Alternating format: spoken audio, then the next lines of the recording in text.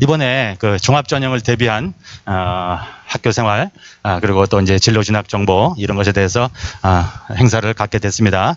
자, 지금부터 그러면은 유튜브 실시간 방송과 아울러서 우리 부모님들은 사전에 신청한 부모님들 100분을 모시고 이렇게 행사를 진행하게 됐습니다. 오늘 행사는 간단하게 국민회를 먼저 시작하고 그다음에 교장 선생님 말씀 그리고 강사님의 강연 이런 순으로 시작하겠습니다. 자리에서 모두 잠깐만 일어나 주시기 바랍니다. 자, 전체 차렷 굳게 되어 경례. 바로 모두 앉아주시기 바랍니다. 코로나 상황 등등에서 국민회는 간략하게 생략하겠습니다. 이후 의식은 생략하겠습니다. 교장 선생님 말씀 들어보시겠습니다.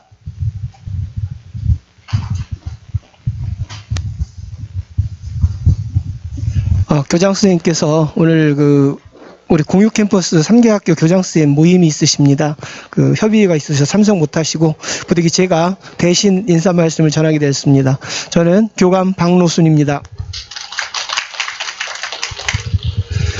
예, 어제는 6년 만에 최악의 황사 폭탄이 왔었다고 그러던데 오늘은 날씨가 많이 화창하고 햇볕이 따뜻했죠. 아마 어머님들 오시는 발걸음이 가볍게 이렇게 오실 수 있을 거라고 생각됩니다. 올해는 봄꽃이 상당히 빨리 핀 것 같아요. 여의도 벚꽃도 다른 때보다 한 7일, 8일 빨리 핀다고 그러던데 우리 저 학교 위에 대일동산에는 꽃들이 다 펴 있습니다. 진달래, 개나리, 벚꽃까지 다 폈고 목련은 이미 졌고요. 서울 시내에서 가장 빨리 피는 목련 향구로 있는데 졌어요 벌써. 졌고 오늘 보니까 그 밑에 라일락도 펴 있더라고요. 상당히 빨리 폈는데 우리 사는 세상도 빨리 꽃피는 봄이 왔으면 좋겠습니다. 그래야 우리 마스크 벗고 이 자리에 꽉 앉아서 우리 좋은 강연을 들을 수 있는데 이 자리에 참석하지 못하신 부모님들께는 그래서 저희가 이제 유튜브로 오늘 방송도 하고 있습니다. 오늘 이 강연을 신청을 받고 연 지가 한 2시간 만에 100분이 다 찼다고 그러더라고요. 아주 성원이 대단하셨습니다. 그래서 오늘 아마 저희도 알차게 많이 준비했습니다. 그래서 부모님들의 이러한 정보에 대한 열의가 우리 아이들한테도 그대로 전달이 되고 또 우리 아이들도 부모님을 믿고 또 학교를 믿고 자기 자신의 최선을 다해서 학업에 정진하지 않을까 싶습니다. 우리 1학년은 이제 입학한 지 한 달이 채 안 됐죠. 한 달이 채 안 됐고 학교는 지금 3주째 나오고 있습니다. 그래서 3월달 우리 원래대로 한다면 22일이 수업 일수인데 1학년 다 나오면 12일 나오겠더라고요. 좀 아쉽죠. 하지만 학교는 열심히 준비를 해서 지지난주부터죠. 그러니까 두 번째 주부터 자기주도 학습을 했고 이번 주부터는 보충 수업을 하고 있습니다. 그리고 다음 주 월요일부터는 5일부터 4월 5일부터는 자기주도 학습을 밤 10시까지 할 겁니다. 아쉽게 이제 석식은 인원이 안 돼서 못 하는데요. 자기주도 학습은 10시까지 희망자를 받아서 요 밑에 층에서 3층에서 실시하게 될 겁니다. 지난주에 우리 1학년 학부모 총회를 했었는데요. 아마 오늘까지 2번 오신 부모님도 계실 거고, 처음 오신 부모님도 계실 텐데, 부모님들의 좀 아까 말씀드렸듯이 이런 열의가, 저희들한테는 큰 힘이 되고, 우리 아이들한테도 큰 힘이 됩니다. 그래서, 아이들을 또 학교를 끝까지 믿고 지지해 주시면 학교에서도 저희들 모든 걸 다 바쳐서 아이들을 위해서 열심히 노력하고 준비하도록 하겠습니다. 오늘 이 행사가 처음 저희가 이제 이렇게 유튜브로 중계를 방송을 하는데 이 많은 준비를 하기까지 고생하신 우리 진로진학부장 김병진 부장님 그리고 진로진학부 선생님들 상당히 고생 많으셨습니다. 너무 감사드립니다. 부디 오늘 이 자리가 어려운 것이 걸음하신 부모님들께 좋은 자리가 될 수 있도록 그래서 저희가 특별히 서울 시내에서 가장 잘 나가시는 선생님이십니다. 모든 학교에서 서류가 초빙해서 이렇게 강연을 하시려고 듣고 싶어 하시는 우리 여기 좀 아까 있었는데 우리 진학지원단의 대표 강사님을 모셨습니다. 그러니까 부모님들 잘 들으시고요. 우리 아이들의 진로, 미래에 대해서 다 같이 고민하고 생각하는 그러한 시간이 됐으면 좋겠습니다. 예, 감사합니다.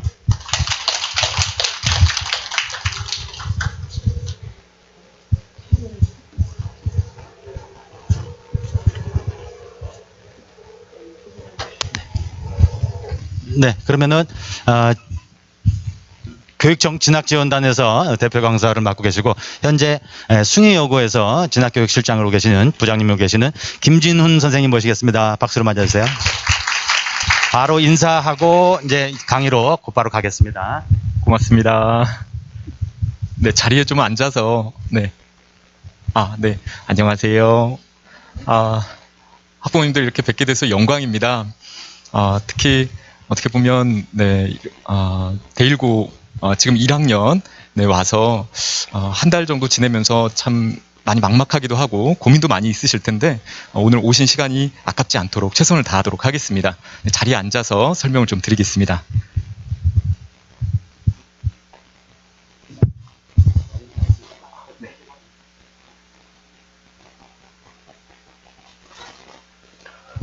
네, 저는 서울시 교육청 대학 진학 지도 지원단이라는 곳에서 활동을 하고 있는데요. 해마다 많은 아이들을 만나서 상담하고 또 강의도 하게 됩니다. 그때마다 여러 질문을 받는데요. 핵심적인 질문이 선생님, 저는 어떤 전공을 선택하면 좋을까요? 선생님, 저 성적으로 어느 정도 대학을 지원할 수 있을까요? 선생님, 목표 대학에 가기 위해서 지금 제 성적에 비해서 조금 모자란 부분을 어떻게 보충할 수 있을까요? 이렇게 세 가지 질문으로 좀 압축해질 수 있는 것 같습니다. 그래서 그 핵심적인 질문을 지금 순서 첫 번째, 두 번째, 세 번째 담아서 한번 말씀을 드려보도록 하겠습니다. 네, 올해가 2021년인데요. 어떻게 보면 2년 후 9월 달이 되면 우리 아이들이 컴퓨터 앞에서 원서 접수 시스템에 접속해서 대학을 선택하고 또 전공을 선택하고 전형을 선택하게 되죠. 정말 철부지 아이가 어느덧 고등학교에 올라오고 대학을 선택한다라는 것이 어느 때 보면 참 믿기지 않는데 불과 2년하고 한 6개월 정도 후면 현실이 이제 될 문제이죠. 어느 정도의 대학을 쓸지에 따라서 현재의 공부량이 결정이 되고 어떤 전공을 선택할지에 대해서 올해 2학년, 3학년에서 배우게 될 과목을 선택하는 일이 생깁니다. 아마 학교마다 조금 차이는 있지만 5월 정도에 사전조사를 하고 7월 정도에 1차 과목 선택 조사를 하게 됩니다. 9월 정도에 이제 최종 조사를 하게 되죠. 그래서 2학년, 3학년 때 대일고등학교에서 배울 과목을 선택한다는 것이 어떻게 보면 1학년 때 굉장히 좀 중차대한 선택의 문제가 되죠. 또 대학을 들어가는 여러 문이 있습니다. 전형인데요. 이 전형 중에서 우리 아이에게 가장 걸맞는 전형, 종합전형, 지금 종합전형에다가 어떻게 보면 이제 대일고등학교에서는 가장 많은 학생들이 이제 가기 때문에 종합전형에 대한 이제 안내를 위주로 그렇게 말씀을 드리는데요. 정시전형도 있고 논술전형도 있고 여러 이제 전형이 있죠. 그 전형에 따라서 현재의 공부 방법이 어느 정도 영향을 받게 되겠습니다. 네, 대학 이야기를 오늘 굉장히 좀 자세하게 드리면서 조금은 우울할 수도 있는데 우리 학부모님, 우리 아이를 낳은 해가 2005년이죠. 사실 모든 것을 다 이루셨습니다. 우리 학부모님은 우리 아이에게 당당히 얘기할 수 있습니다. 나는 너에게 모든 걸 해줬다.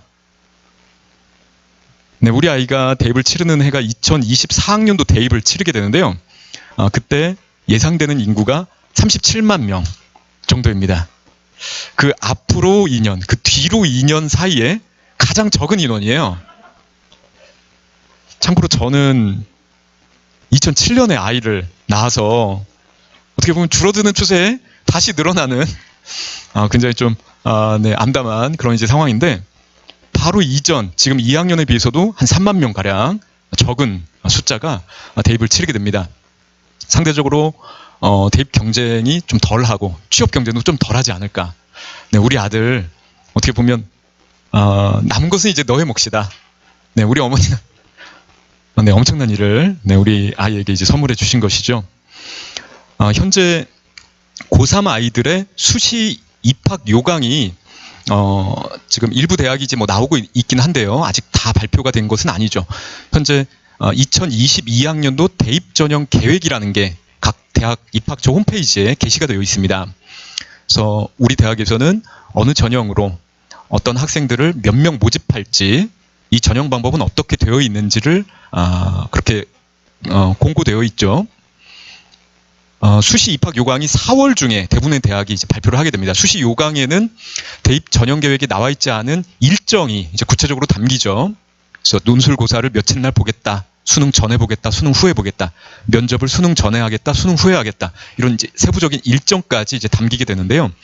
사실상 지금 1학년 단계에서 볼 수 있는 가장 최신 자료는 2022학년도 대입 전형 계획이 되겠습니다.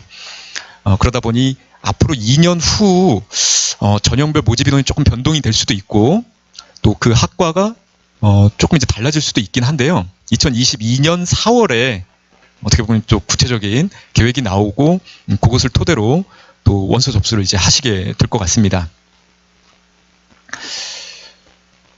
지금 뭐 인구가 감소하는 것 때문에 굉장히 참 희망적인 소식이 들려오고 있습니다. 네, 작년 입시 결과 중에 인터넷에서 떠돌던 그런 이제 기사인데요. 국어가 7등급, 수학이 8등급, 과학이 7등급인데 충북대 수학과를 정시로 붙었다는 인터넷 기사가 올라왔습니다. 아직 등급에 대해서 부모님들 좀 익숙하지 않으실 텐데요. 1등급에서 9등급까지 있습니다. 9등급이 가장 이제 성적이 낮은 성적이어서 이 아이의 성적은 좀처럼 맞기 어려운 좀 하위권 이제 성적이 되죠. 올해도 이 성적이 충북대 수학과를 들어갈지는 잘 모르겠어요. 아마 쉽진 않을 것 같습니다. 굉장히 이례적인 케이스인데 지방대의 위기를 단적으로 보여주는 사례가 아닌가 싶습니다. 네, 우리 1학년 아이들이 치르게 될 2024 대입 포인트 한번 좀 설명드려보겠습니다. 사실 2022학년도 지금 3학년 아이들부터 적용되는 것들이 많은데요. 수능 선택 과목이 확대되죠. 또 자연계 선발 인원이 약대가 학부에서 이제 모집하게 되면서 조금 늘고요. 한전 공대도 국회에서 법이 통과가 되었죠. 또 진로 선택 과목 성적 반영 방법이 어떻게 보면 좀 이제 가시적으로 드러났습니다. 고등학교 때 일반 선택 과목, 공통 선택 과목, 기존에 내신을 내던 과목들 중에 추가로 진로 선택 과목이라는 것이 있는데요. 주로 2학년, 3학년 때 우리 아이들이 이제 배우게 될 과목입니다. 근데 이 과목은 성적이 1등급에서 9등급까지 숫자로 표시되는 게 아니라 A, B, C 문자로 표시되고, 어떻게 보면 이걸 가지고 수치화를 어떻게 할지에 대해서 그동안 좀 많이 막막했었는데 그 윤곽이 드러났습니다. 네, 학생부 비교과 영역이 대폭 축소가 되었죠. 그래서 대표적인 수상 실적, 그리고 자율 동아리, 독서 활동, 개인 봉사 활동, 이런 내용들이 이제 전부 대입에 반영이 안 되게 되겠습니다. 자기소개서가 지금 1학년부터 폐지됩니다. 그러다 보니 학생부 종합전형에서 볼 영역이 굉장히 이제 축소되어서 그만큼 지금 남아있는 영역이 중요하겠다라는 말씀 좀 이따가 더 구체적으로 드려보겠습니다. 서울 주요 16개 대학의 정시 선발 인원이 40% 정도로 그렇게 되는데요. 정시 선발 인원이 는다라고 하지만 사실 이것은 서울 주요 16개 대학의 일이다. 전국적으로 보면 사실 정시 선발 인원이 그렇게 40% 가까이 느는 것은 아니다라는 말씀 좀 드려봅니다. 네, 수능부터 한번 좀 가보죠. 우리 아이가 지난주에 3월 모의고사를 봤죠. 아이 표정이 좀 어떤가요? 원점수가 아직은 네, 지금은 이제 원점수만 알고 있는 상황인데요. 다소 좀 어려웠다. 그래서 고등학교에서 첫 시험인데 우리 아이가 좀 쉽진 않았다라는 느낌을 받았을 텐데요. 하루 종일 긴장하면서 시험을 봤을 텐데 학부모님 많이 응원해 주시고 칭찬해 주시면 좋겠습니다. 우리 아이가 지금 이제 모의고사를 3월, 9월, 11월에 보고 또 내년에 마찬가지로 3월, 9월, 11월에 보죠. 3학년이 되면 이제 3월, 4월, 6월, 7월, 9월, 10월 그렇게 보게 됩니다. 그래서 총 3년간 12번의 모의고사를 보게 되는데요. 이 12번의 모의고사만 잘 분석해서 이 모의고사에서 틀렸던 문제들을 잘 해결할 수 있는 능력만 키운다 하더라도 사실 실제 수능에 가서 많은 도움을 얻을 수가 있는 굉장히 중요한 자료가 되겠습니다. 네, 국어에서는 우리 아이는 지금 이제 3월 모의고사에서는 사실 이 수능 시험 범위로 본 것이 아니기 때문에 수능 과목인 독서, 문학, 지금 화법, 작문, 언어와 매체가 적용되지는 않았는데 실제 수능에서는 이제 공통 과목으로 독서와 문학, 그리고 선택 과목으로 화법과 작문과 언어와 매체 중에서 하나를 선택해서 수능을 보게 되죠. 지금 3학년부터 이 제도가 이제 적용이 됩니다. 지금 화법, 작문, 언어, 매체 중에서 어떤 과목을 선택해야 될지 3학년 아이들은 당장 굉장히 많이 그 고민을 하게 됩니다. 2학년 아이들 같은 경우도 내신에서 나는 화법, 작문을 수능에서 선택할 거니까 화법, 작문을 내신에서도 조금 주력을 가지고 공부를 해야 되겠다, 이런 이제 생각을 하게 될 텐데요. 지금 통계에 의하면 화법, 작문이 한 55%, 언어와 매체가 한 45% 정도로 화법, 작문이 조금 더 선택 비중이 높은 것으로 보이지만 이 비중은 뭐 그렇게 절대적인 것은 아니라고 보여집니다. 네, 언어와 매체는 이제 문법적 요소가 있기 때문에 아이들이 암기를 기반으로 해서 깔끔하게 정답이 딱딱 찍을 수 있는 그런 공부량이 뒷받침된다면 또 언어와 매체를 선호하는 아이들이 있습니다. 이번 3월 3학년 모의고사에서는 언어와 매체가 조금 다소 어렵게 출제가 되었기 때문에 언어와 매체 어려운 문제를 손대다가 공통문항 독서와 문학 문제에서 다소 좀 시간이 좀 촉박했다, 이런 얘기가 있어서 화법, 작문과 언어와 매체 사이의 난이도 조절을 교육과정평가원에서는 굉장히 좀 심혈을 기울이려고 지금 하고 있는 중입니다. 사실 더 큰 문제는 수학이죠. 수학은 2학년 때 우리 아이가 배우는 수학 1, 2가 있고요. 그리고 2학년 혹은 3학년에서 선택 과목으로 배우는 확률과 통계, 미적분, 기하 중에서 하나를 선택해서 보는데요. 확률과 통계가 상대적으로 쉽다라고 여겨져서 인문계열 아이들이 확률과 통계를 다수 이제 선택을 합니다. 자연계열 아이들이 미적분 혹은 이제 기하를 선택하는데요. 공부량은 이제 미적분이 많죠. 대신 미적분은 이제까지 출제된 유형이 어느 정도 고정되어 있기 때문에 그 공부량을 잘 반복해서 숙달하는 친구들은 좀 안정적으로 점수를 낼 수 있는 반면, 기하는 공부량이 조금 작은 대신 아직까지 문제에서 기출문제로 어떤 문제은행이 충분히 데이터베이스로 나와 있지 않기 때문에 약간 튀는 문제들이 나올 수 있어서 조금 이제 기하 선택하는 아이들이 좀 그런 이제 리스크를 감당해야 되는 상황이긴 합니다. 영어는 이제 영어 1, 2로 시험 보는데, 영어는 이제 절대평가로, 한국사, 제2외국어는 절대평가로 일정 원점수면 바로 이제 등급으로 나오는 개념이 되겠습니다. 탐구는 지금 사회탐구, 과학탐구 통틀어서 두 과목을 이제 선택해서 시험 보는데요. 지금 문이과 융합형 수능이라고 해서 사실 교육부에서는 자연계 아이들도 사회 하나, 과학 하나 선택할 수 있다. 네, 지금 수능 제도에서는 그렇게 선택할 수 있습니다. 하지만 대학에서 안타깝게도 칸막이가 있습니다. 자연계열 학과인 경우 과학은 과탐 2개로, 사탐 하나 인정 안 한다, 과탐 2개로 이제 못을 박은 대학이 상당히 많습니다. 우리가 목표로 하는 인서울대학, 또 경기권의 주요 대학 포함해서 대부분의 자연계 상위권, 중상위권 대학들은 과탐 2과목으로 정시에 수능을 이제 반영하게 됩니다. 더불어서 수학도 확률과 통계는 반영하지 않고 미적분 또는 기하로 반영을 하죠. 일부 학과에서는 확률과 통계도 괜찮다, 단 미적분, 기하에선 가산점을 준다, 뭐 이런 대학들도 있긴 합니다. 하여튼 자연계열에서는 미적분, 과학을 하는 것이 유리한데 다소 좀 부담이 되죠. 자연계열을 선택한다는 거, 또 미적분을 선택한다는 거, 과학 2개를 선택하는 게 조금 부담이 됐었는데 지금 3학년부터는 사실 자연계열 아이들의 그 부담을 대폭적으로 완화시켜줬습니다. 점수 체계에서 그런 것들이 이제 작동하게 되는데요. 기본적으로 이제 수능 점수는 우리 아이가 본 원점수, 맞고 틀린 점수를 환산해서 표준 점수로 100분위로 등급으로 표시하고, 대학에는 표준 점수 100분위 등급을 제공합니다. 원점수는 제공하지 않습니다. 이때 표준 점수는 평균을 고려해서 우리 아이가 이 평균보다 어느 정도 거리로 떨어져 있는가를 나타내는 점수인데요.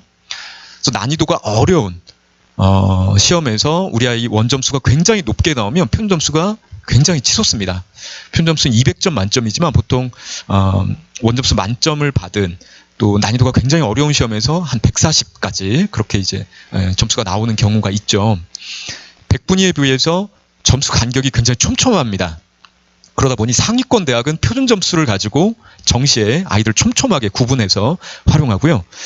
100분위는 이제 중위권 대학부터 주로 활용하는 점수가 되겠습니다. 등급은 주로 수시에서 수능 최저 등급을 쓸 때 등급을 가지고 이제 판단을 하게 되죠. 여러 점수 체계가 있지만 사실 100분위, 그러니까 좀 직관적으로 잘 이해할 수 있는 점수인데요.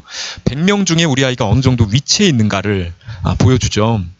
그래서 이 100분위를 가지고 이 정도 100분위니까 정시에 이 정도 100분위에 해당되는 대학을 한번 생각해 볼 수 있다라는 1학년 단계에서는 주로 100분위를 가지고 예상을 해볼 수 있는 그런 이제 개념이 되겠습니다. 등급은 좀 구간이 넓으니까요. 등급은 100분위를 가지고 판단하는데요. 4%까지는 1등급, 상위 11%까지는 2등급, 상위 23%까지는 이제 3등급, 상위 40%까지는 이제 4등급이 되겠습니다. 구간별 그 비중을 본다면 4등급이 17%, 5등급이 20%, 6등급이 17%에 해당이 되죠. 그래서 4등급, 5등급, 6등급에 해당되는 구간은 넓은데 1등급, 9등급에 해당되는 구간은 굉장히 좁습니다. 정상분포 곡선을 그리기 때문에 그런데요. 그래서 우리 아이 성적이 사실 4등급, 5등급, 6등급이다. 정상분포의 정상에 위치한 아이입니다. 그래서 우리 아이는 굉장히 정상이다. 우리 아이는 이상하지 않다. 이렇게 이제 생각하시면 되는데요. 워낙 우리 아이 성적을 막 1등급, 막 90% 막 이렇게 기준을 잡는다면 사실 많은 아이들이 여기에 이제 속하기는 좀 쉽진 않습니다. 네, 그에 비해서 이제 영어는 원점수 90점 이상이면 무조건 1등급, 80점 이상이면 뭐 2등급 이렇게 이제 되죠.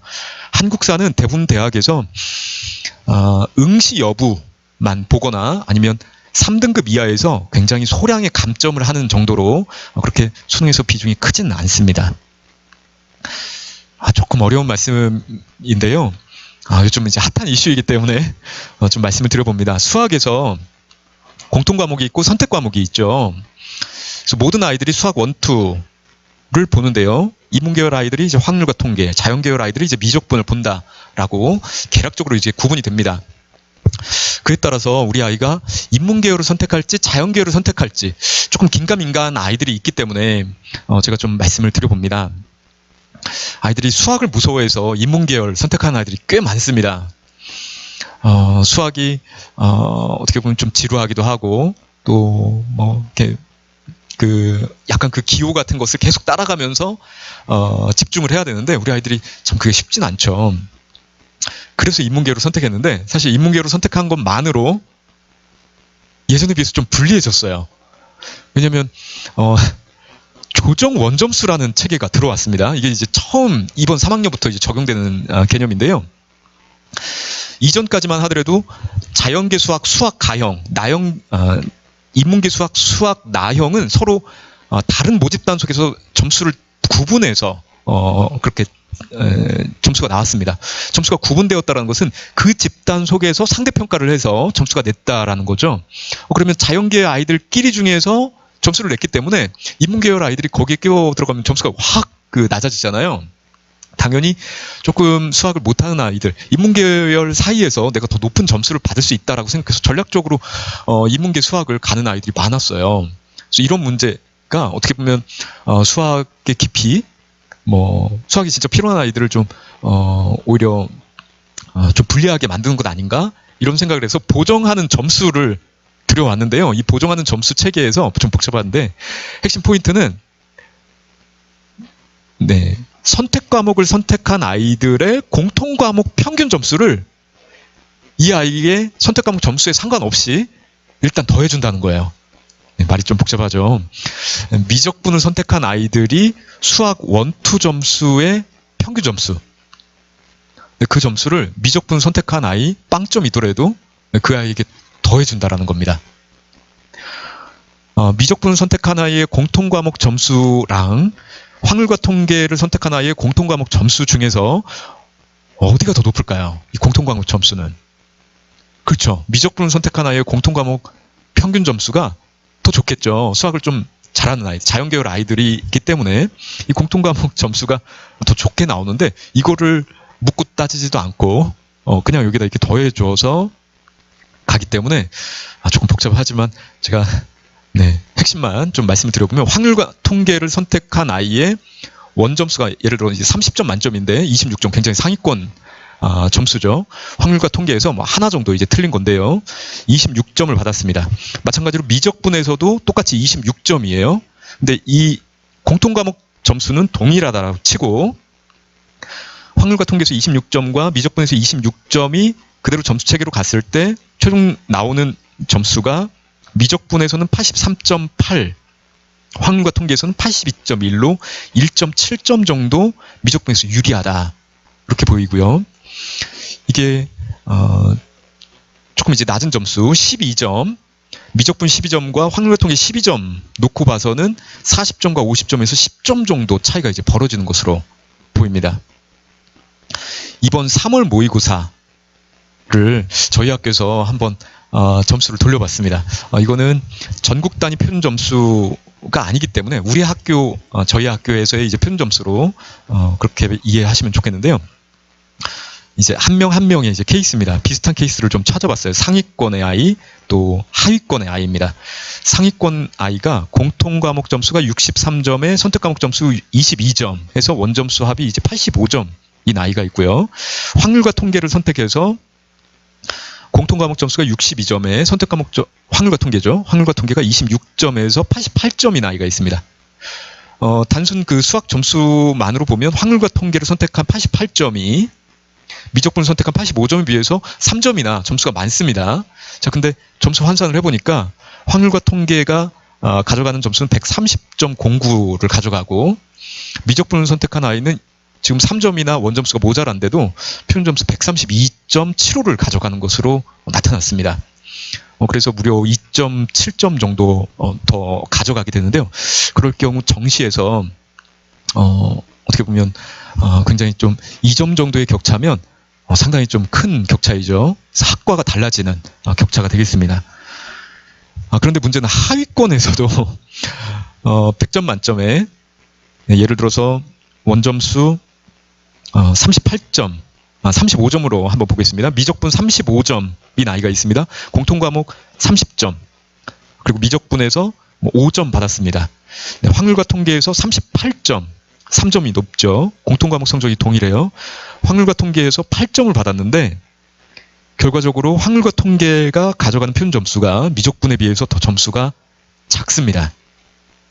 그래서 어떻게 보면 미적분을 선택하는 것이 하위권에서도 유리한 상황이 돼서 이거는 어떻게 보면 미적분을 선택한 아이의 수 1, 2 점수 평균을 이 하위권 아이도 가져가는 그 효과가 이제 생긴다라고 보여집니다. 네, 이와 같은 수능 변화를 종합한다면 인문계열 아이들에게 위기다. 특히 수능 최저에서 위기다라는 생각이 듭니다. 지금 대학에서는 인문계열 수능 최저가 자연계열에 비해서 더 높습니다. 예를 들어 세계 합 자연계열에서는 6으로 건다면 인문계열에서 하나 더 올려서 세계 합 5로 하나 둘 조금 더 이제 높은 수능 등급을 요구하는데 이것은 기존 수능 체제에서 수학 나형이 인문계열 아이들이 더 유리하기 때문에 그 방식으로 지금 3학년에 수능 최저가 세팅이 돼 있어요. 그래서 올 3학년 인문계열 아이들은 수능 최저 충족에 다소 어려움을 많이 겪을 가능성이 있는데 이 제도를 이제 대학이 간파를 하게 되면 지금 1학년 단계에서는 수능 최저는 좀 조정이 될 가능성이 있습니다. 그래서 오히려 자연계열을 더 높게 하거나 아니면 자연계열과 인문계열의 차이를 좀 줄일 가능성이 있죠. 하여튼 현재 상황에서는 인문계열이 좀 불리한 상황이고요. 수능 최저 미충족으로 인해서 정시 2월 인원이 특히 상위권 대학일수록 많아지지 않을까 이런 생각이 듭니다. 예전에는 인문계열 아이들이 수능 점수가 조금 더 높아서 지금 이제 자연계열 학과에 굳이 수학 가형으로 못을 받거나 뭐 과탐으로 이제 못을 받지 않으면 인문계열 아이들이 대폭적으로 이제 자연계열 학과를 지원을 해서 더 높은 수능 점수를 가지고 교차 지원을 했어요. 그런데 이제는 반대로 되는 거죠. 자연계열 아이들이 더 높은 수능 점수를 가지고 인문계열 학과에 교차 지원을 하는 상황이 생길 수가 있습니다. 그러면 인문계열 아이들이 어떻게 보면 인문계열 학과에서 자연계열 교차 지원까지 이제 상대를 해야 된다면 다소 좀 불리함이 이제 더 커질 수 있죠. 상대적으로 그런 상황이다 보니 이제 인문계열 주요 대학은 영어의 변별력을 조금 더 이제 키우고 있습니다. 그래서 영어 1등급을 지금 서울 주요 대학 같은 경우는 굉장히 좀 중요한 좀 이제 진입 장벽으로 만들어 가고 있고요. 이 상황에서 어떻게 수능과 내신을 통합적으로 공부할 것인가가 관건인데요. 과목 선택에서 수능 과목을 내신에서 적극적으로 선택하는 거, 그리고 그 과목을 내신 공부와 수능 공부를 연계해서 잘 이제 만들어 가야 될 텐데 조금 더 구체적으로 말씀을 드려보도록 하겠습니다. 지금 인문계열 아이들이 좀 상대적으로 유리하지 않다라는 말씀을 드리고 있는데, 네, 자연계열 아이들이 유리한 소식이 계속해서 이제 들려오죠. 약대가 무려 1,743명이 추가로 들어옵니다. 그래서 총 지금 의치한 합쳐서 이제 6,800명 정도인데요. 6,800명이라는 숫자는 지금 서울대 자연계열 다 합쳐서 1,700명 정도입니다. 그래서 의치한만 약대까지 포함해서 서울대 자연계열 넘고 연고대 넘고 뭐 서강대 성균관대까지 막 육박하는 그 숫자가 의치한 약대 인원이 되겠죠.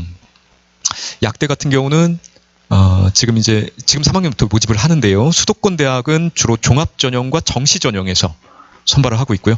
지방 대학은 교과 전형과 지역 인재 특별 전형에서 모집을 하고 있어서 오히려 서울 지역 아이들은 지방 약대가 더 어렵고 차라리 수도권 종합 전형이나 정시 전형 가지고 이제 약대를 준비하게 될 것 같습니다. 자연계 상위권 아이들의 전공별 진학에 이제 대략적인 배치표인데요.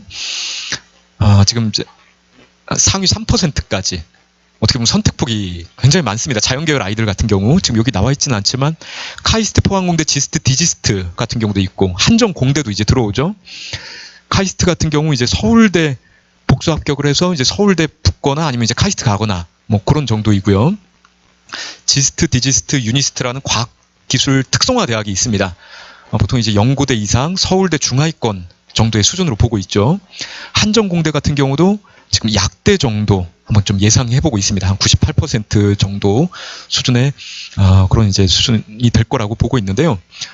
자연계 상위권 아이들이 이제 의치안부터 해서 과학기술 중점대학 그리고 이제 한정공대까지 선택폭이 다양하다 보니 서울대 같은 경우를 하더라도 지금 상위 한 2.5%, 연고대 공대라 하더라도 한 상위 3%에서 한번 이렇게 도전해 볼 수가 있는 상황이 됩니다.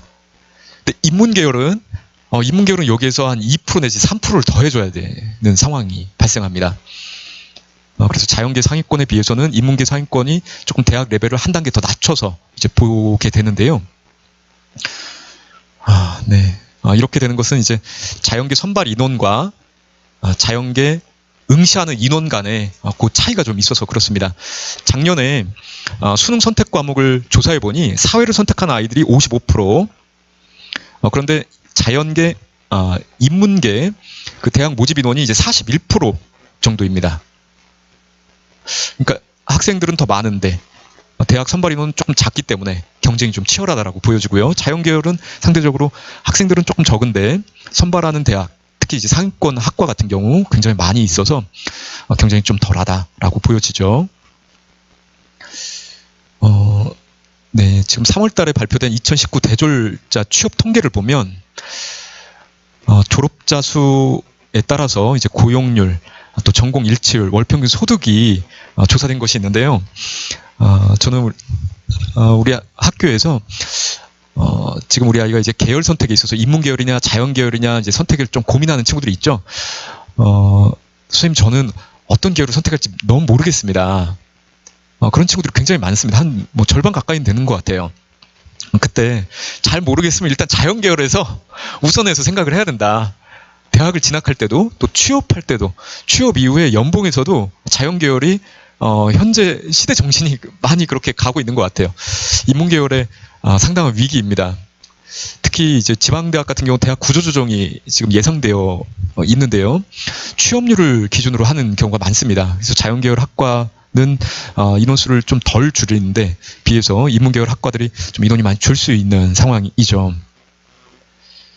그래서 의학계열, 뭐 공학계열 같은 경우 고용률도 굉장히 높고 전공 일치율이 굉장히 높아서 또 소득도 높게 나오는 이런 현상을 우리 아이들이 그래도 좀 고민하면서 전공과 과목을 생각해 보면 좋을 것 같습니다.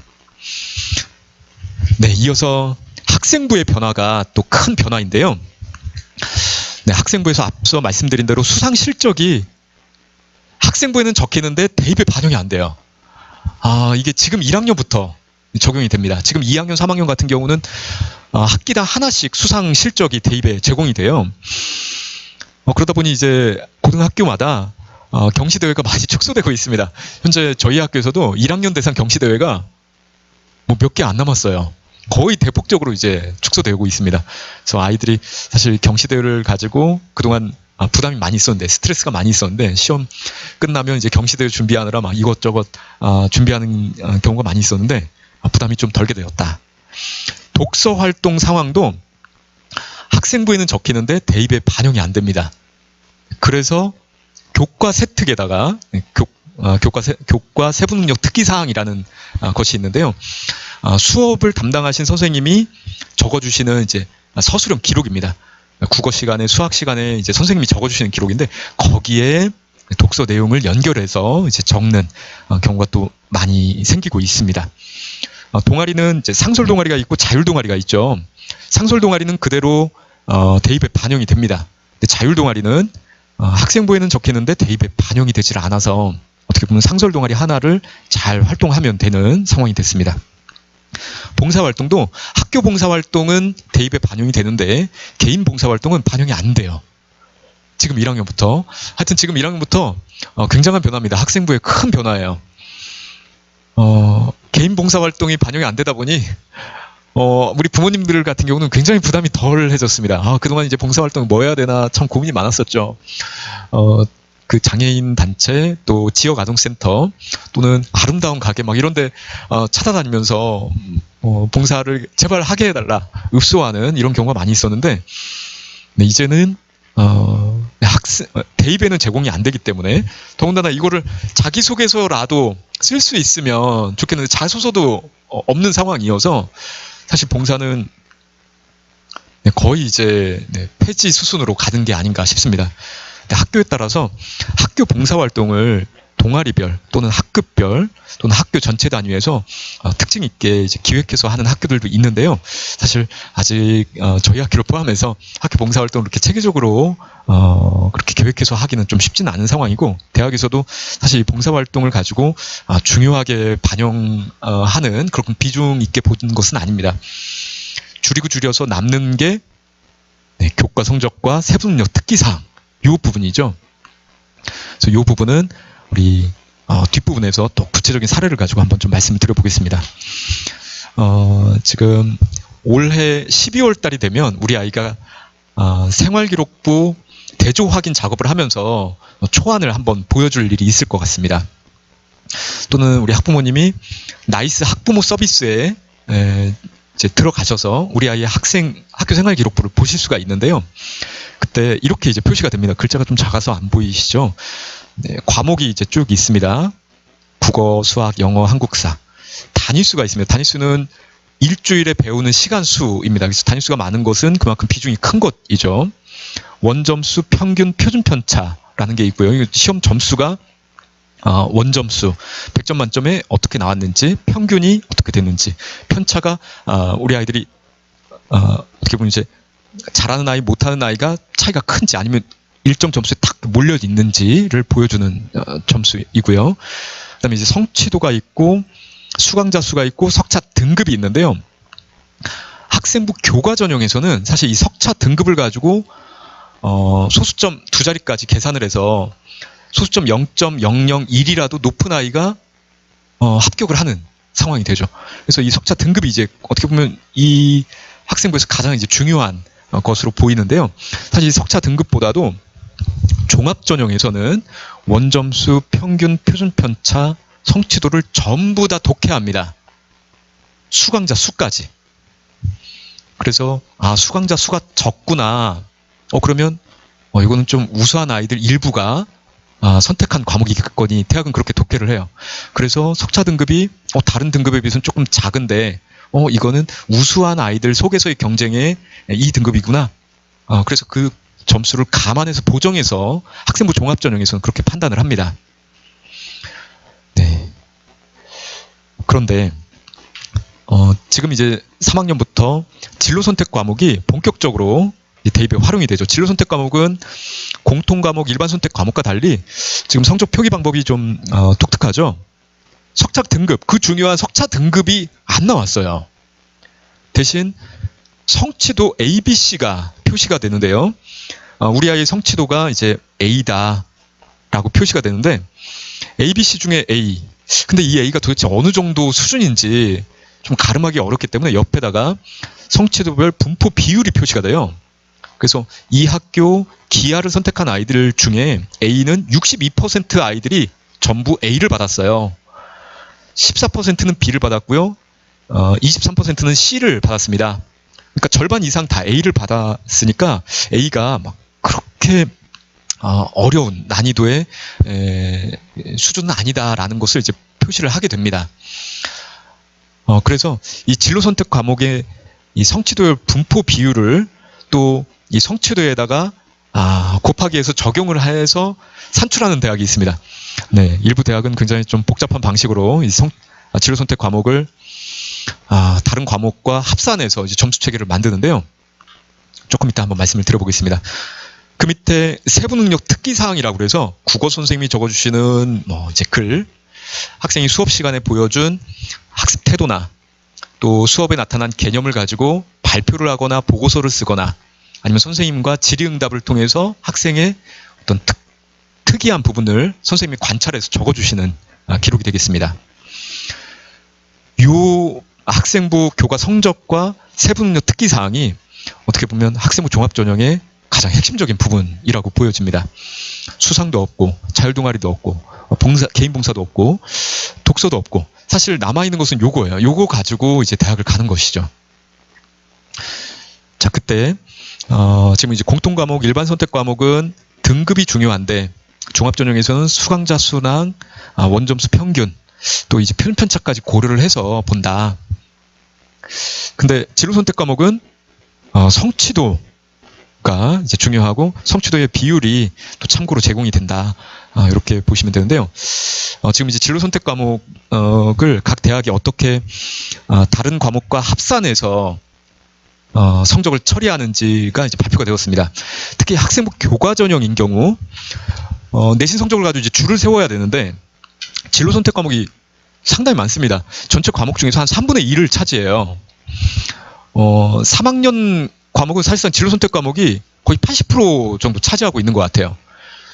그래서 1학년은 지금 다 공통 과목이고요. 2학년 때 이제 일반 선택 과목이 많이 들어오고 3학년은 진로 선택 과목이 이제 다수로 가는 상황입니다. 근데 대학에서 내신 전형인 교과 전형을 가지고 아이들 줄을 세워야 되는데 이 진로 선택 과목을 어떻게 환산할지에 대해서 대학마다 각가지 방식으로 그렇게 이제 환산을 합니다. 현재 가장 이제 대세는 가산점을 주는 방식인데요. 진로 선택 과목 중에서 일부 과목만 2과목 혹은 이제 3과목 그렇게 잘된 과목 추려가지고 그 과목만 환산하기 때문에 사실상 공통 과목과 일반 선택 과목의 비중이 강력하고 진로 선택 과목의 비중은 조금 이제 작게 반영하는 것이 현재로서는 가장 이제 대세를 이루고 있습니다. 일부 대학에서는 이제 성취 비율을 가지고 반영하는 대학이 있는데요. 우리 상위권 아이들의 굉장히 이제 핫한 아이템이죠. 우리 고려대 같은 경우는 사실상 1등급, 2등급 때까지 전부 다 그 입시 전형 바스켓에 다 담아 놓는 포트폴리오에 꼭 첨가하는 그런 이제 대학인데 마치 삼성전자, 우량주 이렇게 투자하듯이 고려대를 지원하는 아이들이 많은데요. 고려대 진로 선택 과목 반영하는 방법은 굉장히 좀 복잡한 방식인데요. 지금 다른 대학 같은 경우는 그냥 성취도를 가지고 A면 연세대 같은 경우 A면 20점이다. B면 15점이다. C면 10점이다. 이렇게 이제 판단을 합니다. 그러니까 연세대만으로 본다면 우리 학교에서 사실 선생님이 A를 100% 주시고 BC를 제로로 주시면 연세대 가는 데 있어서는 굉장히 좋을 수 있죠. 그런데 고려대를 보면 A를 100% 줬다가는 우리 아이가 망합니다. 네, 왜냐하면 A의 비율을 거기다가 적용해서 그 뒤에다가 추가로 붙여줍니다. 그래서 예를 들어 A가 40% 네, 이렇게 되면 100분의 40, 0.4가 그 아이 1등급에다가 플러스 돼서 붙습니다. 네, 좀 복잡한 방식인데요. 하여튼 네, 성취도의 구간별 그 인원이 추가가 되기 때문에 고려대 같은 경우는 어떻게 보면 좀 A의 비율이 적으면 적을수록 또는 B의 비율이 적으면 적을수록 고려대에서는 조금 유리한 면이 생긴다라고 보여지죠. 그런데 이것은 사실 우리 아이가 컨트롤할 수 있는 것이 아니고 또 학교에서도 사실 컨트롤한다고 컨트롤하는데도 이게 막상 뚜껑 열어보면 이제 달라지는 경우가 많아서 사실 예측하기 어려운 상황입니다. 수능 같은 경우도 난이도 조절에 실패하는 상황인데 내신 같은 경우는 정말 그 난이도 조절을 하기가 정말 어려운 상황이기 때문에 이거는 사실상 상수값으로 이렇게 볼 수밖에 없는 상황이죠.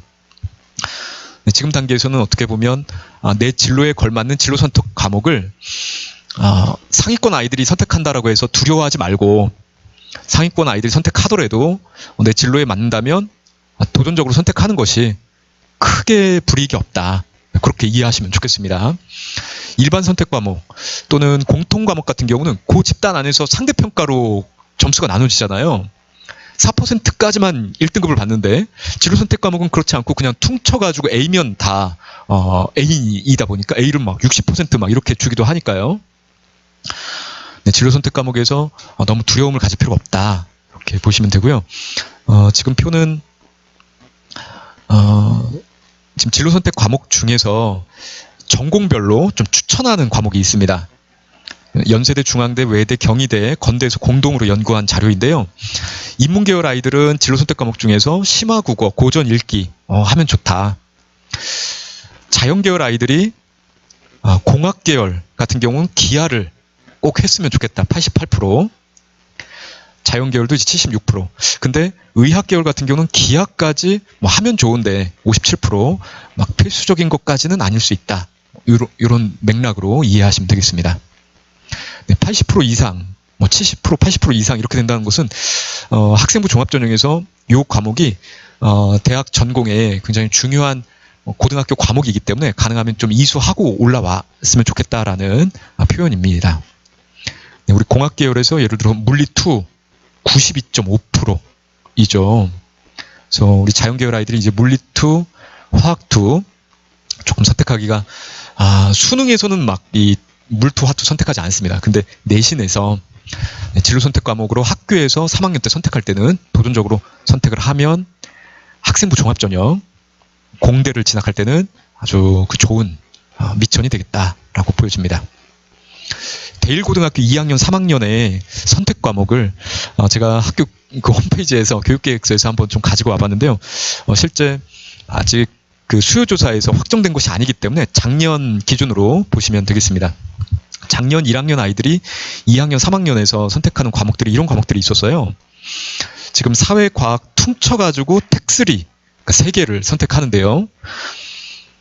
인문계열 아이들 같은 경우는 이제 정치와 법, 경제, 세계지리, 윤리와 사상, 사회문제 탐구라는 과목이 있는데 이 중에서 사회문제 탐구가 진로 선택 과목이에요.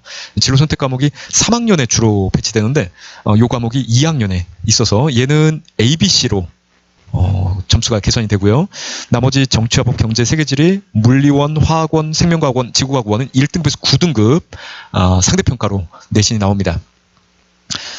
네, 3개 고르기 때문에 자연계열에서는 과학 3개를 하고 이 2과목은 원을 해야만 들을 수가 있기 때문에 가능하면 이제 자연계열 아이들은 과학 2를 좀 많이 듣기 위해서 2학년 때 원을 좀 많이 해오는 것을 추천하고요. 인문계열 아이들 같은 경우 과학 원을 듣는 게 조금 부담이 되죠. 이게 진로 선택 과목이면 참 좋겠는데 일반 선택 과목이다 보니까 자연계열 아이들이랑 같이 내신이 나와요.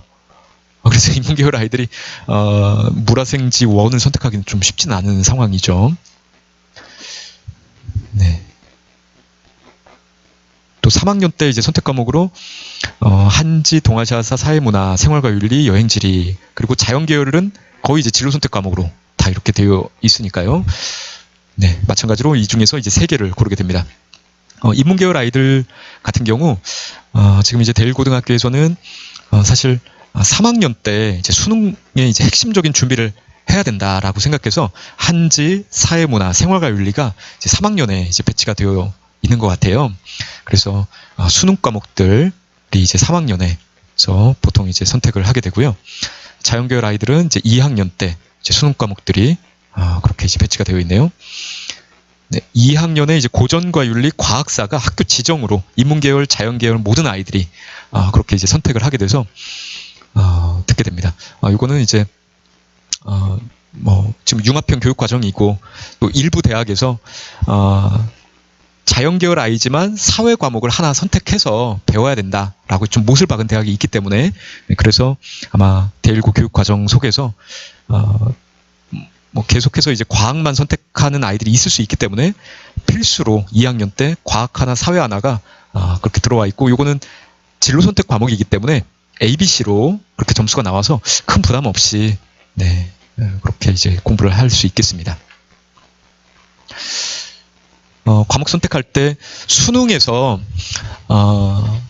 지금 대부분의 아이들이 어떤 과목을 선택하는지가 참고로 아시면 좋겠습니다. 학생부 종합전형을 선택할 때는 내 전공에 맞는 과목을 꼭 이제 선택해야 되는데 수능은 집단 안에서 상대평가를 하기 때문에 내 진로대로 선택했다가 그 집단이 굉장히 그 우수한 집단일 경우 수능 등급이 굉장히 낮게 이제 나오죠. 그래서 상당히 이게 제도의 모순인데요. 수능은 어쩔 수 없이 대세를 따르는 것이 리스크를 이제 줄이는 방법입니다. 지금 자연계열에서는 지구과학과 생명과학이 대세입니다. 화학, 원까지 이렇게 세 과목 중에서 이제 두 과목을 선택하는 게 대세인데요. 그만큼 모집단이 이제 크기 때문에 어느 정도 내 점수가 이제 예측성이 생기는 거죠. 반드시 모집단이 클수록 점수가 더 올라가는 것은 아닌데 그만큼 조금 이제 하위권의 허수로 점수가 이제 좀 낮은 아이들이 많지 않을까. 지구과학 2, 이제 2 과목 같은 물리 2 같은 경우는 정말 선택자가 굉장히 희소한데 그만큼 매니아층이 선택하거나 아니면 이제 서울대 정시에 지금 2 과목을 꼭 해야 된다라는 그런 조건이 붙기 때문에 서울대 쓰는 아이들이 보는 것이어서 이제 2 과목은 수능에서 우리 아이들이 일반적으로 선택하기는 좀 어려운 그런 이제 상황이 되죠. 지구과학이 어떻게 보면 수능에서는 좀 이제 어느 정도 내용이 이제 딱 정해져 있고 암기에서 비교적 물리나 화학에 비해서는 계산이 덜한 면이 있어서 선택자가 좀 많이 있는 것 같습니다. 사회에서는 생활과 윤리와 사회문화가 대세입니다. 이제 일부 이제 지리까지 이제 가는 친구들이 있고 또 지리 세트로 한지, 세지, 세계지리 이렇게 이제 지리 세트로 가는 친구들이 또 있고요. 일부 또 윤리 세트로 윤리와 사상, 생활과 윤리 이렇게 이제 세트로 가는 친구들이 있는데요. 그래서 공부 부담을 좀 줄이려고 하는 거죠. 윤리와 사상, 생활과 윤리에 좀 중첩되는 부분이 있거든요. 그래서 공부량을 좀 이제 줄여서 가려고 하는 친구들이 있고요. 그런데 생활과 윤리와 사회문화도 좀 중첩되는 부분이 있습니다. 그래서 생활과 윤리, 사회문화가 현재로서는 가장 이제 선택자가 좀 많은 상황입니다. 그래서 이런 과목들이 수능 선택으로 대세로 가고 있기 때문에 수능은 이렇게 간다 하더라도 과목 선택에서 학생부 종합전형을 생각한다면 내 진로 선택 과목은 내 전공별 핵심 과목을 좀 잘 선택해야 된다라고 말씀드려봅니다. 그래서 첫 번째 꼭지에서 말씀드렸던 핵심적인 내용은 인문계열 아이들에게 상당히 좀 불리한 상황이다. 그게 수능 그 수학 과목에서 보존 점수가 들어왔기 때문에 그렇고 또 자연계 선발 인원이 또 굉장히 많기 때문에 그런 상황이 발생한다라는 것인데요. 그럼에도 불구하고 내가 인문계열 진로가 명확하다라는 친구들은 어쩔 수 없죠. 인문계열 가게 해야죠. 특히 인문계열 중에서도 상경계열 같은 경우는 그래도 취업률도 굉장히 높고 상경계열에서 또 안정적인 일자리들이 많이 있기 때문에 상경계열 같은 경우 인문계열 친구들이 적극적으로 도전을 했으면 좋겠습니다. 단 상경계열 친구들이 조금 이제 리스크가 있는 게 경제 과목을 학생부 종합전형에서는 이수하기를 이제 바라는데 지금 2학년에 경제 과목이 배치되어 있죠. 근데 경제 과목은 일반 선택 과목이어서 9등급 내신을 산출합니다. 그래서 조금 이제 선택자가 적을 수 있어요. 특히 여고, 저희 학교 같은 경우는 경제 선택자가 13명입니다. 근데 남고이기 때문에 경제선택자가 그거보다는 좀 많을 것 같은데요. 그 안에서 내신 경쟁이 좀 있지만 그 내신 경쟁에도 불구하고 학생부 종합전형은 선택자 수를 고려해서 조금 보정해서 보기 때문에 좀 선택하는 것이 유리하겠다라고 보여지고, 또 경영경제학과 같은 경우는 수학이 또 굉장히 중요하지 않습니까? 혹시 우리 아이가 수학을 잘하는데 인문계열이다 이러면 과감하게 미적분 끝까지 밀어붙이는 것도 나쁘진 않다. 수능에서 그리고 또 내신에서도 안타깝게 미적분은 9등급 내신을 산출하지만 아마 3학년에 배치되어 있지 않나 싶은데요. 자연계열 아이들과 같이 경쟁해서 미적분에서 좋은 내신 등급 받기가 조금 불리하겠지만 학생부 종합전형에서 상경계열을 쓰는데 내신이 미적분이 들어와 있고 점수가 그래도 뭐 크게 빵꾸나진 않았다. 뭐 이러면 굉장히 어드밴티지를 받을 수가 있습니다. 그래서 1학년 수학 성적을 보고 우리 아이 수학 성적이 밀리지는 않는데 인문계열 가고 싶다. 그러면 좀 도전적으로 그렇게 선택하는 것도 나쁘지 않을 것 같습니다. 네, 두 번째 내용으로 수시인가 정시인가, 전형과 대학에 대해서 좀 구체적으로 말씀을 드려보겠습니다. 전형은 수시, 정시로 구분이 되고요. 수시에 교과전형, 종합전형, 논술전형, 그리고 특기자 전형이라는 것이 있는데요. 특기자 전형 조금 인원이 작기 때문에 세 전형을 위주로 한번 말씀드려봅니다. 어떻게 보면 문이고요. 이 문을 열쇠가 이제 전형 요소인데요. 깔끔하게 그냥 수능 점수 잘 나온 걸 가지고 쭉 줄을 세워서 0.1점이라도 점수가 좋으면 들어가는 게 정시 전형이죠. 가차 없습니다. 정시는 그냥 점수를 가지고 딱 들어가는 것이기 때문에 예측성이 굉장히 높아요. 지금 서울시 교육청이 서비스하는 센 진학이라는 웹상에서 이 서비스가 있는데요. 모의고사 점수를 넣으면 지원 가능한 대학 플러스 마이너스 20점 범위에서 딱 잡아줍니다. 작년까지 저는 그 센 진학 가지고 정시 상담을 했어요. 선생님 버전은 조금 더 이제 융통성이 많은 프로그램이 있는데, 그래도 학생들, 뭐 부모님 보시기에도 어렵지 않은 프로그램입니다. 점수를 가지고 예측 가능해요. 그에 비해서 교과 전형 조금 이제 구간이 넓어지죠. 종합 전형 구간이 더 넓어집니다. 논술 전형은 구간이 진짜 이제 막 넓어지죠. 그래서 예측성이 조금 이제 적기 때문에 그만큼 허수 지원자들이 이제 많이 달라붙어요.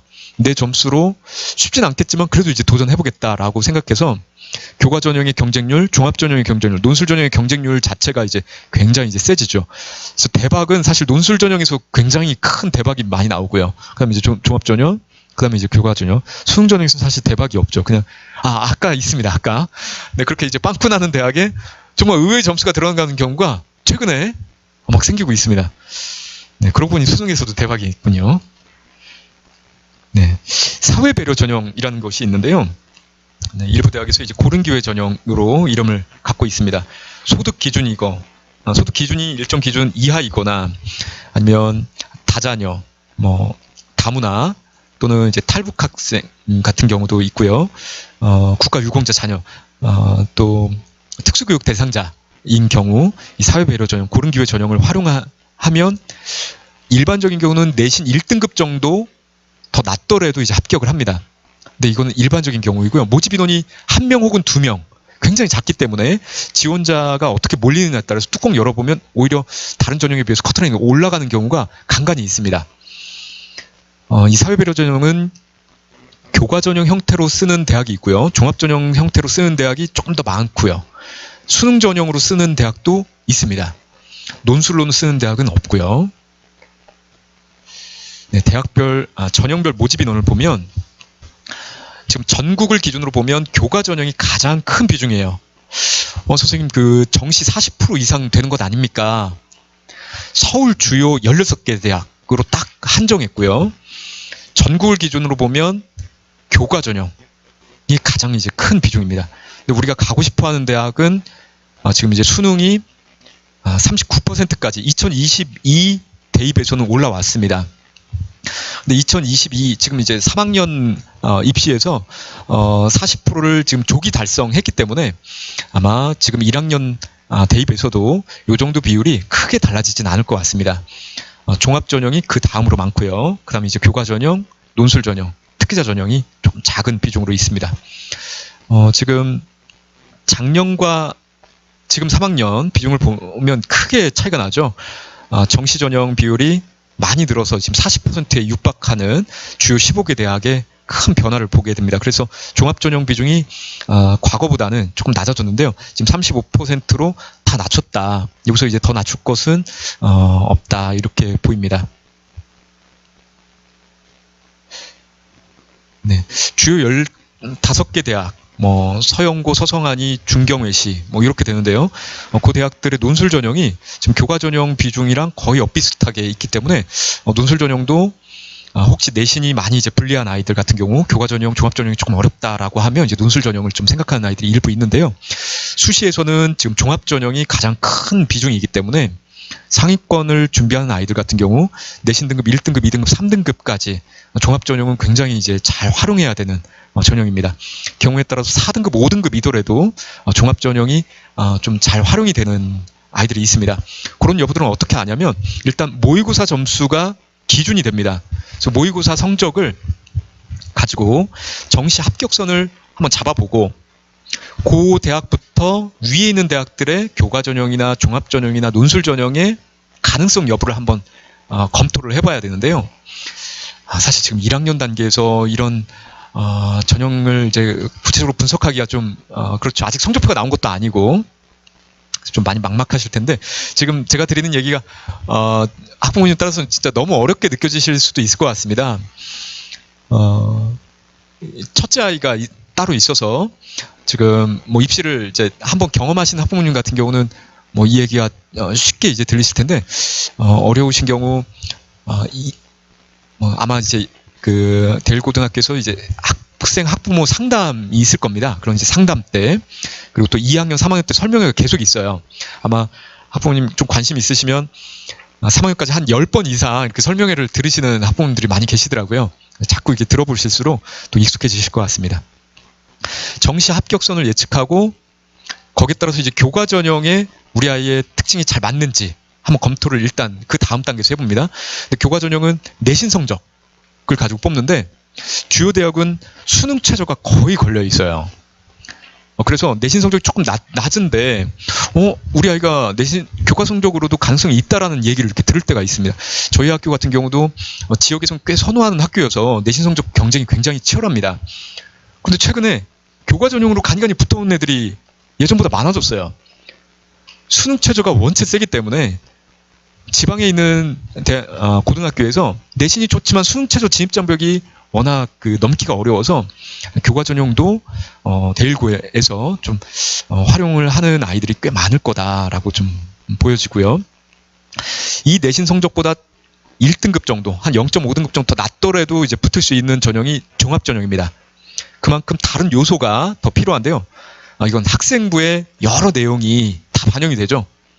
특히 이제 수업 시간에 우리 아이가 보여줬던 발표나 보고서나 활동, 학교 활동이 이제 반영이 되겠습니다. 그래서 학교 활동을 적극적으로 하고 수업에 적극적으로 참여한 아이들 같은 경우 내신 성적이 조금 부족하더라도 종합 전형에서 이제 합격을 하게 되죠. 내신 성적에서 좀 우리 아이가 목표 대학에 좀 많이 합격선에 좀 거리가 있다. 그런데 수능은 어느 정도 하는데 근데 수능 4개 영역 중에서 어떻게 해서든지 극복이 안 되는 한 영역이 있다. 예를 들어서 인문계열 아이들이 수학 하나가 영 극복이 안 되는 친구들이 있고요. 자연계열 아이인데 국어가 영 극복이 안 되는 친구들이 있습니다. 그때 어떻게 보면 이제 논술이 하나의 돌파구가 될 수 있죠. 내신이 예를 들어 4등급 정도 되고 수능이 한 2등급 정도 되는데 수능 한 개 영역이 4등급으로 영 빵꾸가 메워지지 않는다. 근데 정시 전형 가려고 하니 합산 총점으로 가야 되는데 빵꾸 때문에 정시로 지원 가능한데 굉장히 낮아져요. 그렇다고 내신 4등급으로 주요 대학을 가자니 좀 어려움이 있어요. 그럴 때 이제 논술이 돌파구가 되죠. 논술에서 수능 최저는 2개 혹은 3개 영역을 가지고 활용하기 때문에 빵꾸 나는 영역 하나를 버릴 수가 있고요. 인문계열은 국어랑 사회문화 또는 윤리 이런 과목을 잘해서 글을 쓰는 논술입니다. 근데 자연계열은 글 쓰는 논술이 아니라 수학과 과학을 서술형으로 쭉쭉 풀이 과정을 쓰는 시험입니다. 그래서 자연계열 아이들이 논술하면 글 쓰는 거 글이 아니고요. 수학을 증명하는 거, 풀이 과정을 쭉쭉 쓰는 것을 이제 잘한다. 그러면 이제 논술을 해보는 것도 하나의 방법이 되겠습니다. 하지만 논술은 이제 최후의 수단으로 보시면 좋겠어요. 보통은 이제 교과 전형, 종합 전형 정도에서 핵심 그 타겟을 1학년 때는 이제 잡고 1학년 열심히 살아봤는데 영 내신에서 좀 이제 극복이 안 된다. 또는 수능 한 개 영역이 이게 좀 3학년 때까지 이게 잘 극복이 될까 좀 좀 쉽지 않을 것 같다. 이럴 경우 1학년 말에 가서 1학년 겨울방학이나 뭐 2학년 때 정도에서 논술도 가능성을 좀 열어봐야 되겠다. 그래서 논술에 대한 가능성은 좀 뒤로, 최대한 좀 뒤로 그렇게 한번 보시면 좋겠습니다. 그렇다고 또 너무 밀어놓고 3학년 때 수능 점수 놓고 그 다음에 이제 논술학원 집중 코스로 가는 것은 사실상 합격을 기대하기는 좀 어려운 상황이 되죠. 성적대별로 주로 활용하는 전형은 제가 좀 너무 이제 심플하게 좀 한번 표현해본 감이 있는데요. 내신과 수능의 그 갭을 가지고 한번 볼 수 있습니다. 수능이 우세하다. 그러면 이제 정시죠. 내신이 우세하다. 그러면 이제 교과 전형입니다. 근데 우리 아이들이 요 사이 어딘가에 보통 이제 포진하고 있어요. 그 차이를 한 2등급 정도로 그렇게 한번 좀 보면요. 예를 들어 내신이 4등급인데 수능이 2등급이다. 수능이 이제 우세하죠. 그런 아이들 같은 경우 이제 정시까지 간다라고 생각하고 정시 지금 인원이 이제 한 주요 대학 같은 경우는 40% 이렇게 있으니까 정시에 지금 빵꾸 나는 영역 국영수 탐구 중에서 지금 뭐 수학이 하나가 좀 부족하다 이러면 그 수학 하나를 어떻게든 1학년 때 잘 극복해서 정시를 잘 대비할 수 있게 해주는 게 필요할 것 같고요. 여차하면 수시에는 논술 전형 정도를 좀 잘 활용해 보자 이렇게 이제 생각하는 거죠. 수시에 6개의 대학을 이제 쓸 수 있으니까 정시로 내가 갈 수 있는 대학 위에 있는 수시 대학의 논술 전형들 쭉 다 걸어놓고 논술 전형은 보통 수능 후에 보는 대학이 일반적으로 이제 대세입니다. 수능 전에 보는 대학이 아주 적어요. 그러면 수능 점수 보고 그때 가서 이제 논술 볼지 말지 판단해도 되니까요. 네, 논술과 이제 수능 체제로 가죠. 그런데 제가 알기로 대일고등학교에서 많은 아이들이 지금 수능이 1등급 정도 우세하거나 아니면 내신과 수능이 이제 비슷한 아이들이 많은 걸로 알고 있어요. 그래서 참 애매합니다. 이 종합전형 내지는 이제 논술 내지는 이제 정시까지 가야 되는 이런 이제 아이들이 많이 있는데요. 제 생각으로는 이제 종합전형이 가장 우선해서 판단을 할 때 크게 틀리지 않는다라고 보여집니다. 왜냐하면 지금 이제 1학년이기 때문에 그만큼 이제 가능성이 많이 열려 있는 상황에서 종합전형이 지금 이제 대학을 들어가는데 아이들의 이제 내신과 수능 점수에 비해서 만족도가 이제 높게 나오는데요. 그만큼 이제 학교 생활을 성실하게 최선을 다해야 된다는 또 부담이 있죠. 네, 좀 복잡한 얘기지만 우리 학부모님들이 이런 구체적인 정보는 어디가라는 사이트, 또 센진학이라는 사이트를 통해서 아주 디테일하게 알아보실 수 있습니다.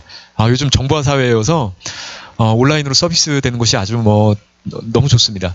사설 학원에서도 이투스, 메가스터디 이런 사이트에서도 굉장히 다양한 프로그램을 통해서 활용하고 있는데요. 유료인 경우가 좀 많죠. 이거는 이제 공기관에서 만든 무료 서비스입니다. 특히 이제 센진학, 서울시 교육청 교육연구정보원이 만든 사이트인데요. 작년부터 이제 온라인으로 서비스를 하고 있죠. 모의고사 성적을 넣으면 정시로 지원 가능한 대학을 알려줍니다. 근데 지금 1학년 모의고사는 사실 좀 적용하기 좀 어려워요. 왜냐면 지금 탐구가 100분위 표준 점수 등가 나와 있지 않은 절대평가 등급으로 지금 1학년 모의고사는 나오고 있기 때문에 그냥 내가 예상하는 등급으로 예상하는 100분위로 좀 점수를 학부모님이 임의로 이제 넣으셔야 될 겁니다. 네, 국어랑 수학은 100분위 표준 점수가 있어서 그대로 넣고 탐구는 좀 임의의 점수를 학부모님이 그렇게 넣으시면 되는데요. 지금 아직 서비스가 작년 수학 점수로 수학 가형, 나형으로 좀 이제 분리된 체제를 갖고 있는데 그것도 좀 임의로 학부모님이 좀 보정해서 우리 아이가 100분위 80%는 된다. 80%에 해당되는 표준 점수 찾아보셔서 그렇게 이제 점수를 넣으시면 되겠습니다. 굉장히 충격적인 이제 결과를 보시게 되죠. 이런 대학이 있었나? 이렇게 보시게 되는데, 그래서 사실 이거를 1학년 때 우리 아이가 아는 게, 좀, 굉장히 좀, 어떨지 모르겠습니다. 저는 이제 진로 수업 시간에, 한번 이걸 이렇게 해보게 합니다. 그래서 아이가 굉장히 큰 충격에 휩싸이게 하죠. 그 이후가 진짜 중요한 것 같아요. 그 이후에 안 되겠다. 요즘 아이들이 쉽게 그 전략적인 판단을 합니다. 된다 안 된다 판단을 굉장히 빨리 해서 조금 안 될 것 같으면 다른 길을 이제 찾아보거나 아니면 자포자기 상태로 가는데 그때 그 이후에 이제 길을 잘 만들어줘야죠. 그럼에도 불구하고 할 수 있는 선택지가 있다. 그리고 이것도 나쁜 선택은 아니다. 어떻게 보면 이제 현실적인 판단을 해야 된다. 이런 이야기들을 옆에서 계속 이제 해야 되죠. 결정적인 서비스로 수시 정시 합불 사례를 여기 제공을 합니다. 매년 서울시 교육청에서 한 7만 명 정도 되는 서울시 재학생들의 수시 정시 지원 상황을 수집을 해요. 아마 데일구도 여기에 이제 서비스가 자료가 갔을 겁니다. 개인정보는 다 지우고 이 내신 성적, 이 수능 성적으로 수시에 어떻게 지원했고 정시에 어떻게 지원했는가가 케이스별로 쭉 나오는데요. 놀라운 결과죠. 하지만 주위에서 보실 게 서울 지역 강남권 자사고까지 포함된 데이터입니다. 그래서 내신 성적이 의외로 이 내신 성적에서 이 대학을 어떻게 붙었나 싶은데 그 아이의 수능 점수가 옆에 이제 같이 표시가 되어 있는데 수능 점수가 내신에 비해서 굉장히 좋게 나오는 값이 있으면 이거는 강북권보다는 이제 강남권 학생이겠거니 생각해 보시면 됩니다. 네, 우리 아이의 모의고사 성적표가 이제 2주 후면 우리 학부모님에게 이제 도착하는데요. 중학교 때까지 지금 감이 참 없죠. 도대체 어떻게 우리 아이 대학 가는 권을 볼까? 인서울이 그래도 인서울은 하지 않을까? 그래도 4년제는 가지 않을까? 이렇게 학부모님이 생각하셨는데, 이제 감을 잡게 되는 충격의 시간이 이제 오게 됩니다. 근데 이 3월 모의고사 성적과 수능 간에는 조금 보정해야 될 값이 있습니다. 어떻게 보면 더 비관적인 말씀을 드리는 건데요. 고3 3월달 모의고사 100분위와 실제 수능의 100분위를 서울시 교육청에서 쭉 추적해서 통계적으로 처리를 해보니까 한 5%, 일부 이제 3%, 일부 이제 9%, 3에서 한 9% 구간에 갭이 존재하더라. 이거는 3월 모의고사 때는 재수생 반수생이 안 들어오는데 실제 수능에는 재수생 반수생이 들어오기 때문에 재수생 반수생의 효과가 이렇게 이제 되는 거죠.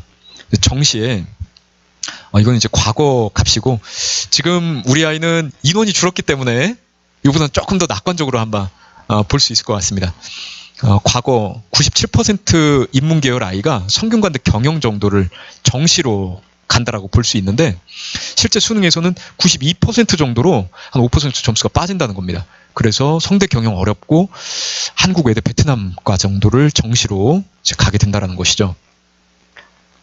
네, 자연계열에서 97% 정도면 인하대 의대를 정시로 한번 노려볼 수 있는데 실제 수능에서는 93% 정도로 점수가 좀 빠져서 연세대 천문 정도를 정시로 이제 간다라는 것이죠. 지금 점수대에 해당되는 대학들이 안타깝지만 이제 서열화가 어느 정도 되어 있습니다. 근데 이 서열은 굉장히 강력한 그런 단계는 아닙니다. 학과별로 또 해마다 그 반영하는 대학의 그 반영 방법에 따라서 이 서열은 굉장히 이제 오르락내리락 합니다. 점수가 더 좋은데 서열에서 더 낮은 대학으로 이제 가는 경우도 많이 있어요. 그러니까 개략적인 것으로 보시면 좋겠습니다. 인서울 한다라고 하면 인문계열에서는 80%가 이제 중요한 선입니다. 그래서 100분이 80%이기 때문에 상위 20% 굉장히 어렵습니다. 100명 중에 상위 20등 안에 들어오면 정시든 또는 수시든 수시에서는 한 3등급 정도가 이제 인서울의 일반적인 상황이 되죠. 네. 근데 우리 아이가 지금 이제 들어본 대학 또 목표로 하고 있는 대학은 거의 이제 95% 이상에 가 있을 겁니다. 1학년 때 희망대학 저희 학교에서 이제 조사를 해보면 경희대 정도까지 이제 낮아지는 게 끝이에요. 그 이하로 낮아지는 저희 학교 근처에 숭실대학교 있는데 아이들이 숭실대 집 근처에 있는 대학이라고 굉장히 무시하죠. 근데 숭실대 가려면 인문계열에서 상위 90%, 88% 안에 들어와야 돼서 굉장히 들어가기 어려운 학교인데 1학년 때 굉장히 이제 단계가 높습니다. 2학년 때 이제 집 근처에 숭실대라도 가겠습니다. 라고 하는데 3학년 때 가면 이제 인서울 하게 해주세요. 네, 어디든 네, 서울권에 있으면 지원하겠습니다. 이렇게 좀 눈높이가 낮아지죠. 그래서 저희 학교 근처에 이제 총신대, 네, 그렇게까지도 이제 보는데요. 자연계열에서는 그거에 비해서는 한 단계 정도 위에 있는 대학을 똑같은 성적대 아이가 이제 가게 되죠. 그래서 인서울이라고 한다면 한 75% 정도까지도 보게 되고요. 경희대, 시립대, 건대 한 88% 정도까지도 보게 됩니다. 사실 우리 아이들이 가장 많이 있는 구간은 4등급, 5등급, 6등급 구간인데요. 4등급대에서 고민이 많습니다.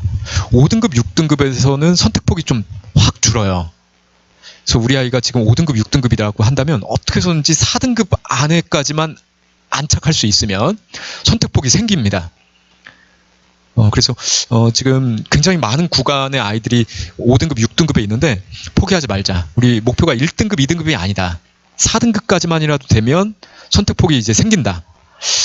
지방 국립대가 이제 생깁니다. 지방 국립대가 지금 정부에서 재정 지원을 계속해서 이제 점진적으로 늘려가고 있어요. 취업률도 좋고 또 기업에서 지방대 쿼터, 특히 공기업 같은 경우는 이제 쿼터가 많이 늘고 있습니다. 남학생들 같은 경우 이제 강원대에 갔을 때 어떻게 보면 수도권에 있는 사립대에 비해서 뭐 이렇게 특정 대학 거론하기는 좀 그렇지만 뭐 수도권에 있는 사립대에 비해서 강원대, 뭐 군산대 조금 멀리 있지만 만족도가 굉장히 높습니다. 왜냐하면 캠퍼스가 일단 그 광활해요, 넓어요. 그리고 여러 과가 이제 다 있죠. 지방 국립대의 특징입니다. 그래서 캠퍼스 생활이 나름 이제 수도권에 있는 사립대 조금 작은 캠퍼스보다 캠퍼스 라이프가 또 있더라고요. 또 기숙사 생활하면서 남학생들이 또 그 안에서 또 잘 자기 진로를 개척해서 취업은 얼마든지 또 서울이나 아니면 또 원하는 그런 이제 취업처들을 찾는 아이들이 있습니다. 한국교통대 같은 경우 철도 관련 학과들이 이제 의왕에, 또 나머지 학과들이 이제 충주에 있죠. 또 보건계열 같은 경우 이제 증평에 있는데요. 또 군산대 같은 경우는 이제 해양 관련해서 굉장히 특징적인 학과들이 있습니다. 목포해양대, 우리나라의 조선, 하여튼 그 세계 1위의 그 조선 강국이지 않습니까? 또 해양 강국인데 네, 이런 학교들이 숨겨진 학교들인데 1학년 때 잘 눈에 안 들어옵니다. 지방 국립대. 하지만 4등급 때만이라도 되면 이런 지방 국립대들이 가시권에 들어오기 때문에 한번 볼 수 있고요. 또 서울에 본교가 있는데 캠퍼스가 지방에 내려가 있는 학교들이 있죠. 또 나는 어떻게 해서든지 인서울에 있어야 된다. 여학생들 같은 경우는 사실 서울권에 굉장히 규모가 작은 신학대학들 이런 학교들도 보는데요. 남학생들 같은 경우는 사실 뭐 선택하기가 좀 쉽진 않죠. 과가 인문계열 소수 학과들만 이렇게 개설되어 있는 경우가 많이 있습니다. 하지만 사회복지학과를 희망하는 남학생이라고 한다면 서울권에 있는 여기서 비교적 가까이 있는 이제 K시대, 그리고 또 한영신대, 한국성서대, 서울신대 같은 경우 근처에서 사회복지 관련 실습까지 이제 잘 할 수 있고 취업도 서울권에서 또 대학을 다니면서 잘 알아볼 수 있는 강점이 되겠습니다. 또 이제 수도권에 있는 뭐 주요 대학들, 또 충청권에 있는 주요 대학들을 전공 찾아서 우리 아이들이 이제 진학을 하죠. 또 서울권에 있는 전문대, 또 수도권에 있는 전문대, 이런 대학 선택이 5등급, 6등급에서는 굉장히 제한적입니다. 근데 4등급만 되더라도 선택폭이 생기기 때문에 조금만 더 하면 된다. 큰 욕심 바라지 않는다. 하지만 이런 이제 기회들을 만들어 보자라는 이야기를 해 보실 수 있으면 좋겠습니다. 사실 저는 이 중에서 폴리텍 대학이 4등급, 5등급, 6등급에서는 참 이게 굉장히 이제 추천하는 대학인데요. 만일 제 아이라고 한다면 폴리텍 대학 좀 적극적으로 한번 탐색해보자라고 이야기를 할 것 같습니다. 왜냐하면 취업률에 아주 특화되어 있죠. 특히 여기서 가까운 강서 폴리텍 같은 경우는 패션이라든지 디지털 미디어라든지 컴퓨터 그래픽이라든지 이런 이제 전공들이 있는데요. 정수 폴리텍, 성남 폴리텍은 이제 기계, 전자, 화학 관련한 이제 학과들이 많이 있고요. 서울권의 이 폴리텍 대학들은 전문 학사 학위에 준하는 이제 산업 학사 학위가 나오고 제가 뒤에 혹시 이걸 한 것 같은데 그래서 굉장히 이 취업률이 이제 좋고 어떻게 어떻게 보면 이제 다른 4년제를 다니다가 폴리텍 대학을 추가로 이제 들어오는 친구들이 있을 정도로 굉장히 취업의 강자가 되겠습니다. 평생교육원 같은 경우는 사실 1학년 때 지금 단계에서 고려를 할 것은 아닌데요. 성적이 정 안 좋더라도 하여튼 다 길이 있다. 그래서 대학 부설 평생교육원, 학원형 평생교육원, 직업 전문 학교에서 개설을 한 이제 평생교육원 등 예전과 다르게 질 높은 교육을 받을 수 있는 기관이 많아졌습니다. 그래서 우리 아이 성적이 너무 낮은 것을 놓고 성적 올려라 사실 우리 아이가 참 공부를 안 하고 싶어서 안 하는 게 아닌데 좀 그럼에도 불구하고 길이 있다. 중요한 것은 진로를 잘 찾아야 된다. 그리고 그 진로에 맞는 여러 길이 있으니까 포기하지 말고 학교 생활 속에서 잘 준비해보자 라는 이야기를 해보실 수 있으면 좋겠습니다. 네, 그 밑에 이제 자료들이 있는데요. 그 밑에 자료들은 네, 벌써 이제 8시가 됐네요. 네. 오늘 아마 한 2시간 이상 이제 갈 것 같습니다. 혹시 불편하신 분들은 이제 화장실에 중간중간 이렇게 가시더라도 좋을 것 같습니다. 네, 교과 전형은 지금 이제 22학년도 지금 3학년 기준으로 나온 것인데요. 학교에서 인원이 할당된 추천 전형이 많이 늘었습니다. 연세대 같은 경우 예전에 이 전형이 없었는데 상위 5%, 그러니까 학교에서 100명 중에 5명. 네, 요 아이들은 요 추천을 받아서 요 아이들끼리 이제 경쟁하는 것이죠. 네, 고려대 같은 경우는 한 4%, 그러니까 내신 등급 2.0까지는 연세대 추천이나 고대 추천을 받고 요 아이들끼리 이제 경쟁을 하게 됩니다. 서울대 지역균형 선발 전형이 있죠. 그건 이게 왜 빠졌냐? 그거는 종합 전형이기 때문에 그건 내신 성적만 보지 않고 학교 활동 전반을 보고 종합 전형 형태로 뽑는데요. 연세대 추천형 전형은 교과 전형으로 내신 성적이 절대적입니다. 고려대도 이제 내신 성적이 절대적인데 고려대는 수능 최저가 세계합 5 또는 세계합 6으로 걸려 있습니다. 지금 둘 중에서 높다 싶으면 인문 계열이에요. 이거는 지금 3학년 기준이고요. 지금 1학년 기준은 내년 4월 달에 대입 전형 계획이 이제 발표가 되면 내년 4월 달에 이제 보실 수 있을 겁니다. 네, 그렇죠. 네, 그래서 세계합 6 정도 수준으로 자연계열, 인문계열이 세계합 5 정도 수준으로 수능 최저가 걸려있기 때문에 사실 이 수능 최저를 인문계열 아이들이 이번에 맞추기 어렵기 때문에 인문계열에서 내신 성적이 조금 낮더라도 일단 학교 추천만 받는다면 상당히 좀 가능성이 높다라고 보여지는데요. 작년 합격선은 내신 성적 1.4 정도, 편차가 0.3 정도니까요. 1.7 그리고 상위 1.1 폭에서 고려대 학교장 추천 전형에서 합격자들이 다수 이제 보여집니다. 서강대도 학교장 추천 전형이 신설됐고요. 성균관대도 신설되었고 경희대도 신설되었습니다. 건대도 신설되었어요. 그래서 학교에서 추천을 받고 쓰는 전형이 많이 늘었다. 네, 그래서 인원이 이렇게 이제 할당이 되어 있죠. 서강대는 학교당 10명, 성균관대 학교당 4%, 중앙대는 학교당 10명인데 안성 캠퍼스 포함이기 때문에 네, 안성 캠퍼스까지 본다면 어떻게 보면 좀 중앙대에서 추천을 받고 안성 캠퍼스 이 전형으로 쓰면 그냥 좀 합격 가능성이 이제 높죠. 경희대 같은 경우도 수능 최저가 2개 합 5로 작년에 없었는데 수능 최저가 추가가 되면서 고교 연계 전형이 새로 신설되어서 내신 1등급 때 또는 2등급 초반까지 아이들은 학생부 교과 전형의 추천 전형을 적극적으로 한번 활용해 볼 수 있겠습니다. 이 전형의 특징은 학생부의 기타 여러 기록이나 활동 조금 부족하더라도 내신 성적이 좋으면 요거 가지고 예측성이 높습니다. 내신 성적을 가지고 이렇게 붙겠다 떨어지겠다가 대충 이제 판단이 되죠. 네, 그리고 2등급이 넘어가는 상황에서 2등급 때 아이들 중에 홍대, 숭실대, 국민대 그리고 경기대, 외대, 중앙대, 안성 캠퍼스를 한 2등급 대 후반 정도까지 교과 전형으로 한번 생각해 보게 되죠. 네, 학생부 종합 전형 한번 좀 가보도록 하겠습니다. 학생부 종합 전형에서는 제가 개략적으로 한번 좀 이렇게 리스트를 한번 좀 만들어 본 건데요. 학생부 종합 전형에서 수능 최저가 달린 대학들만 한번 좀 추려봤습니다. 거의 대부분의 대학이 학생부 종합 전형은 다 다 이제 선발을 하기 때문에 그 중에서 수능체제가 달린 대학만 좀 추려본 것인데요.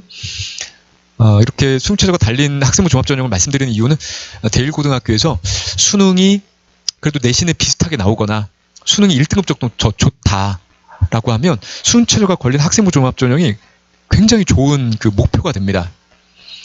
지방의 내신 좋은 아이들이 학교 활동이 좋다 하더라도 수능체제 진입장벽 때문에 여기는 사실상 서울권의 이제 거의 독차지이죠. 네, 연세대 같은 경우 수능체제가 이제 2개 합 4, 이거는 이제 뭐죠? 네, 인문 그쵸. 인문 계열에서, 그리고 자연 계열에서 2개 합 2, 그 2개 합 2라는 것은 이제 의대에서 그렇습니다. 그러니까 수능체제 기준이 너무 엄격하다 이러면 의대, 조금 더 세다 이러면 인문계, 제일 약하다 이러면 자연계라고 이해를 해주시면 되겠습니다. 일일이 표기하자 보니 이게 표가 넘어가가지고 그렇게 함축적으로 되어 있습니다. 제가 조금 주목하는 것은 이제 경희대입니다. 경희대 같은 경우 작년에 수능체제가 없었는데 올해 수능체제가 생겼어요. 인문계, 자연계 2개 합 5로 걸려 있습니다. 그리고 3개 합 4는 의대, 그쵸. 의대 3개 합 아니죠. 의대가 3개 합 1이고 한의회가 아마 3개 합 4일 겁니다. 그래서 인문계, 자연계에서 2개 합 5가 수능체제로 걸려 있기 때문에 이 정도 수능체제는 그래도 해볼 수 있다. 그리고 내신 성적이 한 2등급 중반대까지도 경희대에서 합격 케이스들을 많이 볼 수 있으니까요. 상위권 아이들의 어떻게 보면 이것도 우량주죠. 고대가 삼성전자라고 한다면 경희대가 현대차 정도 그렇게 이제 지분을 가지고 수시 6개 쓰는 대학에서 서울권 아이들이 그 바구니에 굉장히 자주 담는 그런 종목이 되겠습니다. 네, 홍대 같은 경우도 3개 합 7등급 또는 이제 3개 합 8등급 정도를 수능체제로 걸면서 학생부 종합전형을 하기 때문에 내신 성적대가 3등급 대까지도 내려오기도 합니다. 3등급 초반까지도 내려와서 서울권 학생들이 홍대도 굉장히 좀 많이 선호하는 그런 이제 대학이 되겠습니다. 이외에는 이제 지방 대학들이 수능체제를 걸고 학생부 종합전형을 하는데요. 이게 거론되지 않은 대학들은 수능체제가 없는 학생부 종합전형이기 때문에 그만큼 예측성이 좀 낮아지죠. 그래서 합격이 될지 안 될지 조금 이제 감이 없지만 아마 학생부 기록을 토대로 학교에서 담임 선생님들이 그래도 가능성이 좀 높다, 낮다 그런 여부들을 좀 객관적으로 판단해 주실 수 있을 겁니다. 학생부 종합전형에서는 대부분의 대학이 3개 혹은 4개의 평가 기준을 가지고 아이를 다시 줄을 세워요. 내신 성적 줄이 있는데 그 내신 성적 줄 무시하고 학업 역량, 전공적 합성, 발전 가능성, 인성이라는 기준을 가지고 다시 줄을 세웁니다. 이때 발전성이라는 것이 어떤 이 아이의 그릇, 토대이에요. 발전성이라는 것은 이 아이가 굉장히 주도적으로 적극적으로 이것저것 한번 해보는 특징입니다. 그런 아이가 발전성이 있죠. 그냥 시키는 것만 하고 수동적이면 발전성이 조금 작을 겁니다. 그래서 대학에서는 학생부의 여러 기록을 보면서 얘가 진로 관련 활동을 적극적으로 도전적으로 하는가 그 여부들을 보고 발전성이 높다라고 판단을 하고요. 발전성이 높게 평가되는 학과들이 있습니다. 예를 들어 경영학과라든지 정치외교학과라든지 이런 경우는 진짜 발전성 지표가 굉장히 크게 이제 적용이 되겠죠. 그에 비해서 상대적으로 이제 자연계열, 자연대, 수학과, 물리과 같은 경우는 발전성을 너무 이것저것 막 이렇게 펼쳐놓는 것을 그렇게 좋아하지 않을 수 있습니다. 오히려 그 학과에서는 학업 역량, 수학과 물리, 성적을 어느 정도로 잘 받을 수 있느냐, 대학에 와서 수학과 물리를 잘 따라갈 수 있느냐, 이런 걸 이제 더 강조하기도 하죠. 그래서 학과에 따라서 이 4개의 요소 중에서 조금 더 강조하는 그 요소가 좀 다를 수 있습니다. 사범대, 의대 같은 경우는 인성 요소를 또 굉장히 중요하게 평가를 하기도 합니다. 성적대가 비슷하면 조금 낮더라도 인성 요소가 이 아이는 굉장히 특징적이다. 학급 임원 활동도 하고 또 교과 세분력 특기 사항에서도 친구들과 함께 협력하면서 팀으로 이뤄낸 결과물들이 많다. 인성적인 측면에서 담임 선생님이 종합 의견에다가 이 아이의 교실에서의 생활이 굉장히 좀 특징적으로 그렇게 기록이 돼 있다. 이러면 의대나 사범대를 진학할 때는 굉장한 어드밴테이지를 받을 수 있겠습니다. 네, 학생부 종합전형은 여러 요소가 평가되지만 사실 교과 성적을 가지고 수준을 보고 교과 활동을 가지고 이제 디테일하게 합불을 이제 판단하게 되는데요. 교과 성적은 그냥 내신 성적 등급이 아니라 전공 관련 과목을 선택했나, 그리고 성적이 등급뿐 아니라 원점수, 그리고 이 학교에서 편차가 어느 정도 나오는데 이 수준 속에서의 이 원점수구나, 상대적으로 평균이 낮은데 원점수가 굉장히 높게 나왔구나, 이런 특징들을 다 이제 독해해서 보게 됩니다. 교과 활동은 수업 선생님이 이제 적어주시는 기록인데 그냥 수업에 열심히 참여했다라는 것은 사실 이제 기본이죠. 더불어서 교과 개념을 나만의 창조적인 지식으로 생산해냈는지, 다른 과목 또는 내 진로와 연결해서 보고서나 발표나 수행평가를 했는지, 이런 여부들이 적혀 있으면 어드밴티지를 받게 되겠습니다. 서울대학교에서 정시에 교과 평가를 하겠다라는 그 계획을 발표했어요. 네, 갑자기 이제 뜬금없이 정시 얘기를 이렇게 말씀드리냐면, 서울대학교에서 정시에도 교과 이수 현황, 또 교과 학업 성적, 또 교과 세부 능력 특기 사항은 적용한다. 이렇게 이제 발표를 했거든요. 근데 이거는 다른 대학까지 다 확산되기는 좀 어렵습니다. 서울대니까 이렇게 이제 한 상황인데요. 여기에서 학생부 종합전형의 가장 핵심 포인트를, 엑기스를 이제 보게 되는 거죠. 결국은 학생부 종합전형에 어떤 과목을 선택했느냐, 그리고 그 과목의 성적이 어떻게 나왔느냐, 세부 능력 특기 사항이 어떻게 기록되었느냐, 이게 학생부 종합전형의 가장 핵심 포인트가 아닌가. 그래서 서울대가 지금 이제 정시를 40%까지 늘려야 되기 때문에, 서울대는 기존에 정시가 20%밖에 안 됐습니다. 80%가 수시로 뽑았는데, 수시에서 사실 요거를 가지고 우수한 아이들을 다 이제 걸러냈죠. 내신 성적만 좋은 아이들을 뽑은 게 아니었습니다. 수능 성적만 좋은 아이들이라고 해서 반드시 대학에서 성과를 내는 게 아니라는 거 서울대는 안 거죠. 그래서 수능 성적, 내신 성적을 가지고 뽑지 않고 진짜 우수한 아이를 선발할 수 있는 도구 요 3개를 가지고 판단을 했었는데, 정시 늘린다라고 하니까 요 3개 요소만 정시에도 붙여가지고 요 3개 요소를 가지고 정시에도 선발하겠다, 그렇게 이제 얘기를 했습니다.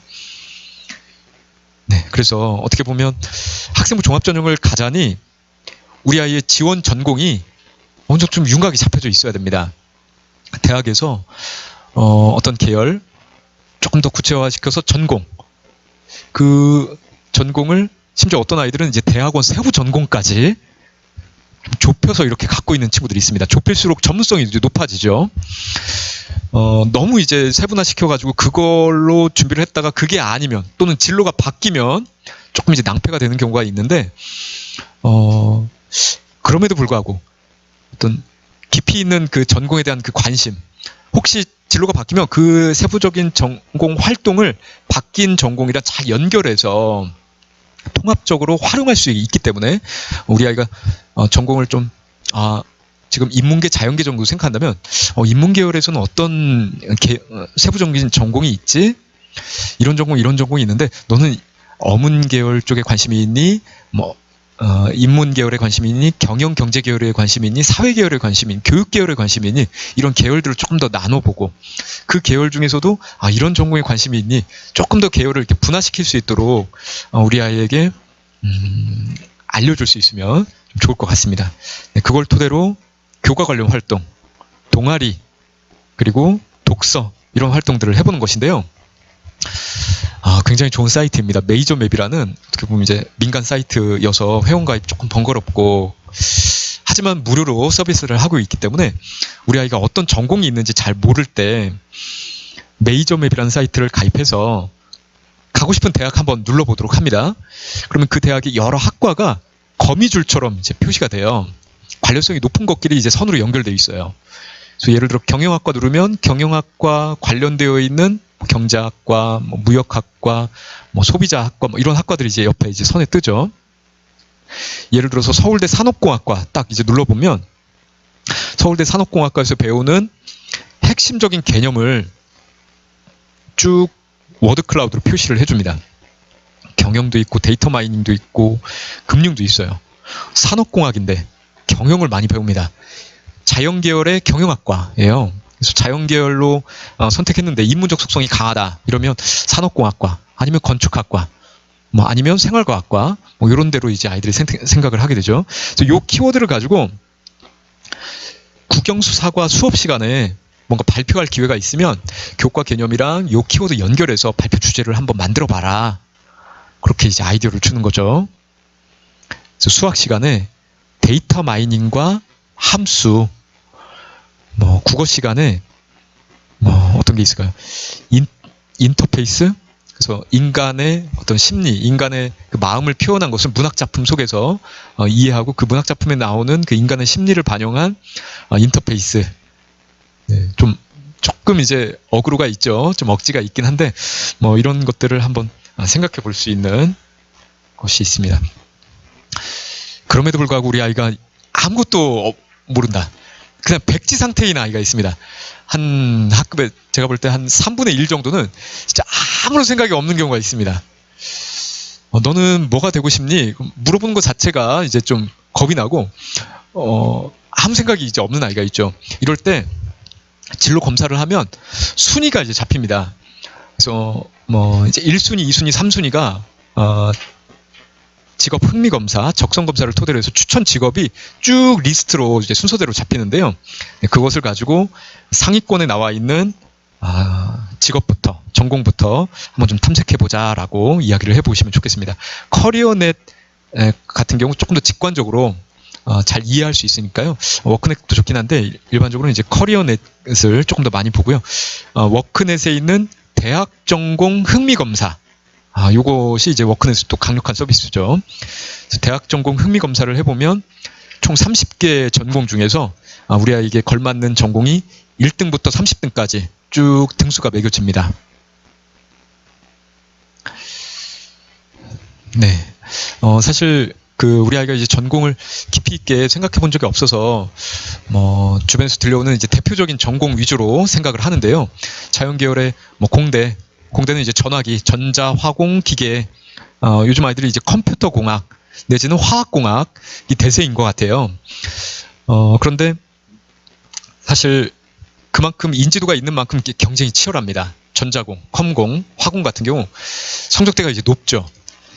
근데 자연계열에서 공대는 굉장히 이제 세분화되어서 아이들을 선발하고 모집 인원도 또 많습니다.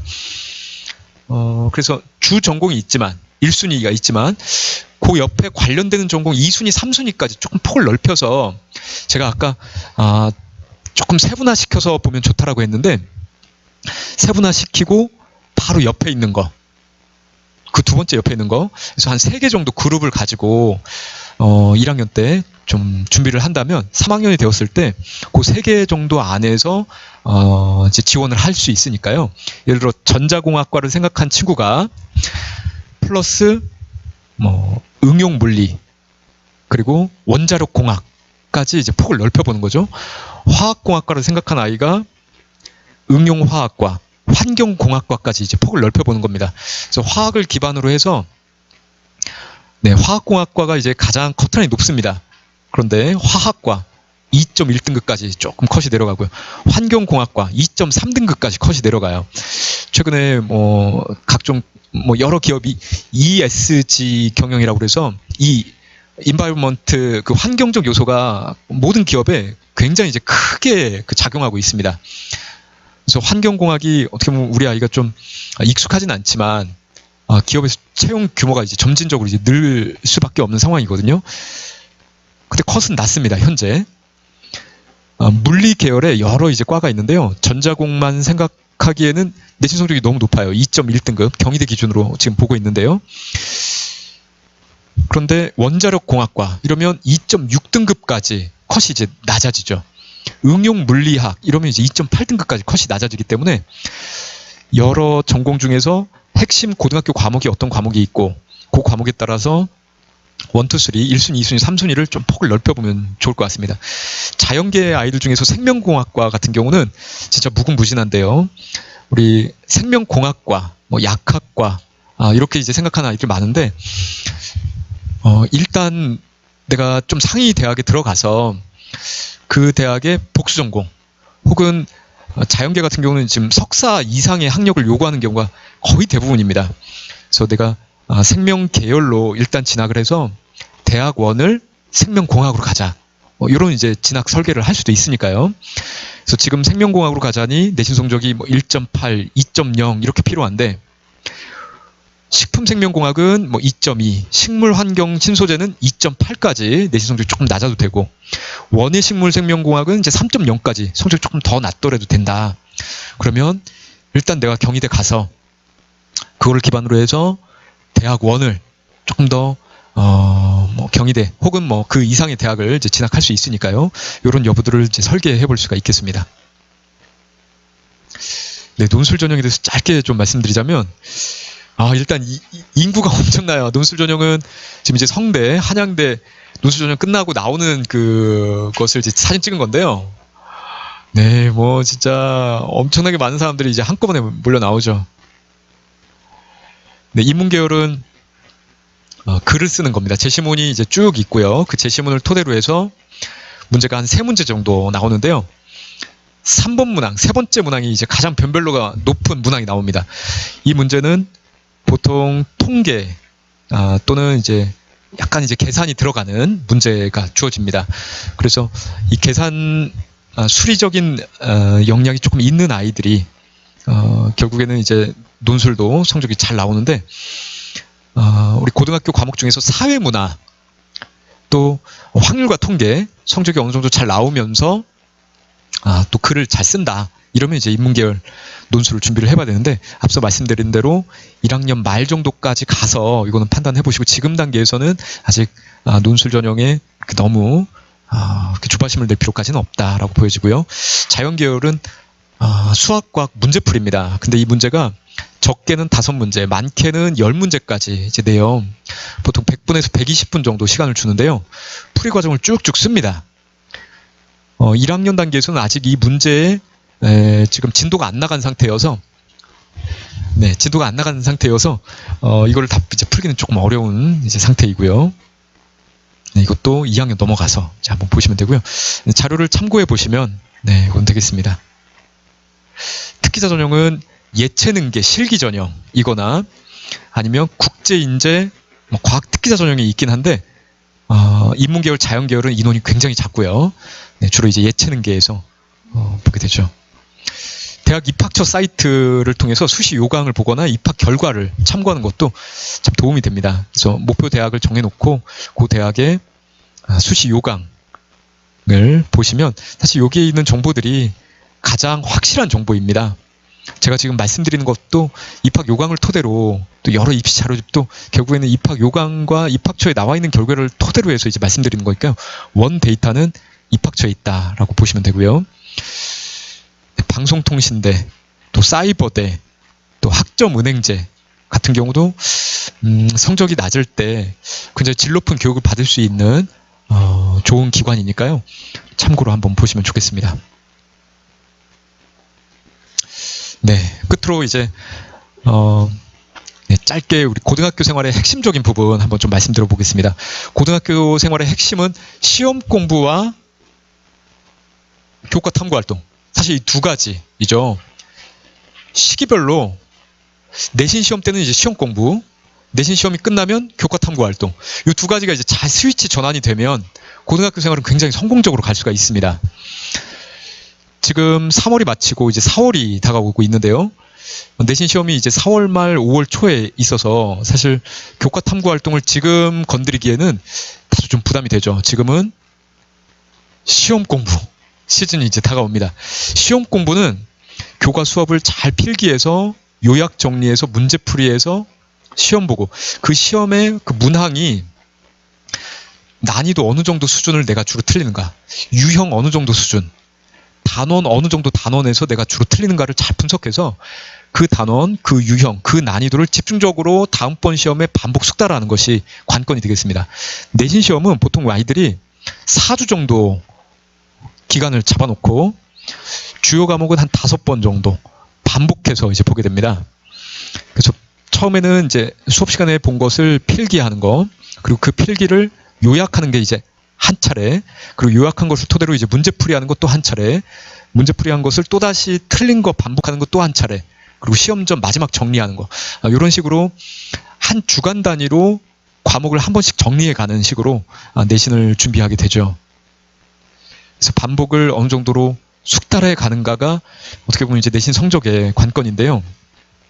네, 모의고사 성적표에 이제 정답률을 가지고 한번 공부하는 것도 참고가 되겠습니다. 5월달 내신 시험이 끝나자마자 어떻게 보면 우리 아이들이 고등학생 생활에 이제 조금 적응이 되고 날씨가 이제 따뜻해지다 보니까 공부량이 이제 확 줍니다. 지금은 고등학교 들어가서 수업 시간에 아이들이 눈이 반짝반짝 빛나요. 지금은 뭐 이런 과제 해와라 저런 과제 해오라 하면 뚝딱 해옵니다. 그래서 제가 참 3월달이 긴장이 되지만 참 너무 좋아요. 아이들이 그만큼 따라오니까. 근데 5월달이 되면 그 학업 그 강도가 확 약해지는데, 그때 교과 탐구해야 된다. 너 관심 있는 거 책 읽고 발표 자료 준비해 보는 거 요거 한번 해보자라고 권해주시면 좋겠습니다. 시험 공부하면서 우리가 익혔던 그 개념을 책으로 또는 인터넷에서 특강이나 전문적인 자료를 토대로 해서 발표하는 거. 지금 이제 경시대가 없으니까요. 수행평가나 발표를 토대로 해서 교과 탐구를 한번 좀 잘해보자. 그렇게 말씀해 주시면 좋은데요. 도대체 교과 탐구 어떻게 하는가? 연결입니다. 연결. 교과 탐구는 연결인데, 교과 개념과 진로. 네, 그 두 개를 이제 연결하는 거죠. 국어 시간에 우리 아이가 이런 단원 또 이런 성취 기준 학습 요소를 공부를 합니다. 예를 들어 문학 시간은 국어 1학년 국어의 시대별 대표작을 공부한다라고 해봐요. 시대별 대표작, 또 진로 관심사 관련 글 찾아 읽기라는 성취 기준이 있습니다. 네, 이 요소를 우리 아이가 뭐 예를 들어서 연암 박지원의 수필을 공부하면서 이거 시험 문제에서 연암 박지원 수필을 어떤 배경, 필자의 어떤 의도인지 시험 문제에서 잘 그 출력해서 그걸 점수를 맞췄어요.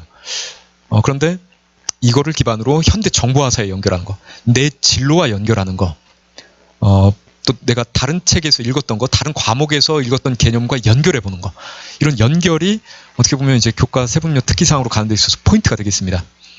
이 아이는 사실 교육 분야 진로를 희망하는 아이예요. 교육정책연구원이 되겠다는 포부가 있는 아이인데요.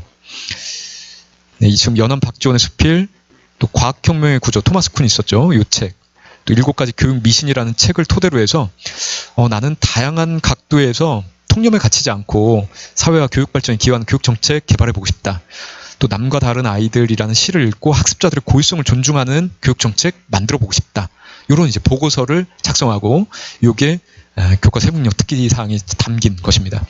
지금 보시는 내용은 서울대학교에서 작년 하반기에 발표한 학생교육 기반 요 자료집에서 발췌한 것인데요. 어떻게 보면 서울대 들어간 아이들의 교과 세분력 특기에서 가져온 것이어서 굉장히 이제 기록 내용이 좀 풍부하고 좀 퀄리티가 이제 높은 것이죠. 모든 아이들의 세특이 이렇게 적히기는 좀 쉽진 않습니다. 네, 이 아이는 거의 뭐 미친 탐구 능력을 보여주는데요. 제가 이렇게 극단적으로 얘기하는 것은 미분 공부한 다음에 감기에 미적분하게 돼서 탐구를 했는데,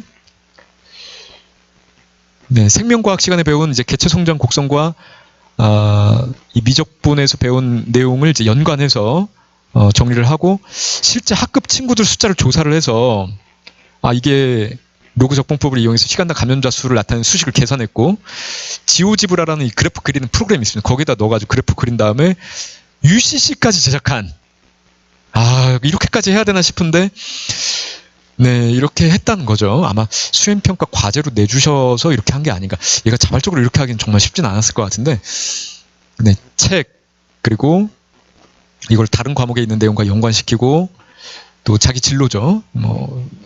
네, 이제 감기, 네, 실제 조사한 거.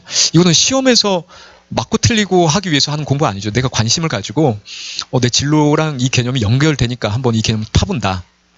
모든 과목, 모든 개념에서 할 수는 없겠지만, 좀 필수적인 과목, 필수적인 개념은 이렇게 활용을 해보면 요 내용을 토대로 해서 학생부 종합전형의 학업 역량이 평가되고 면접의 질문 요소가 됩니다.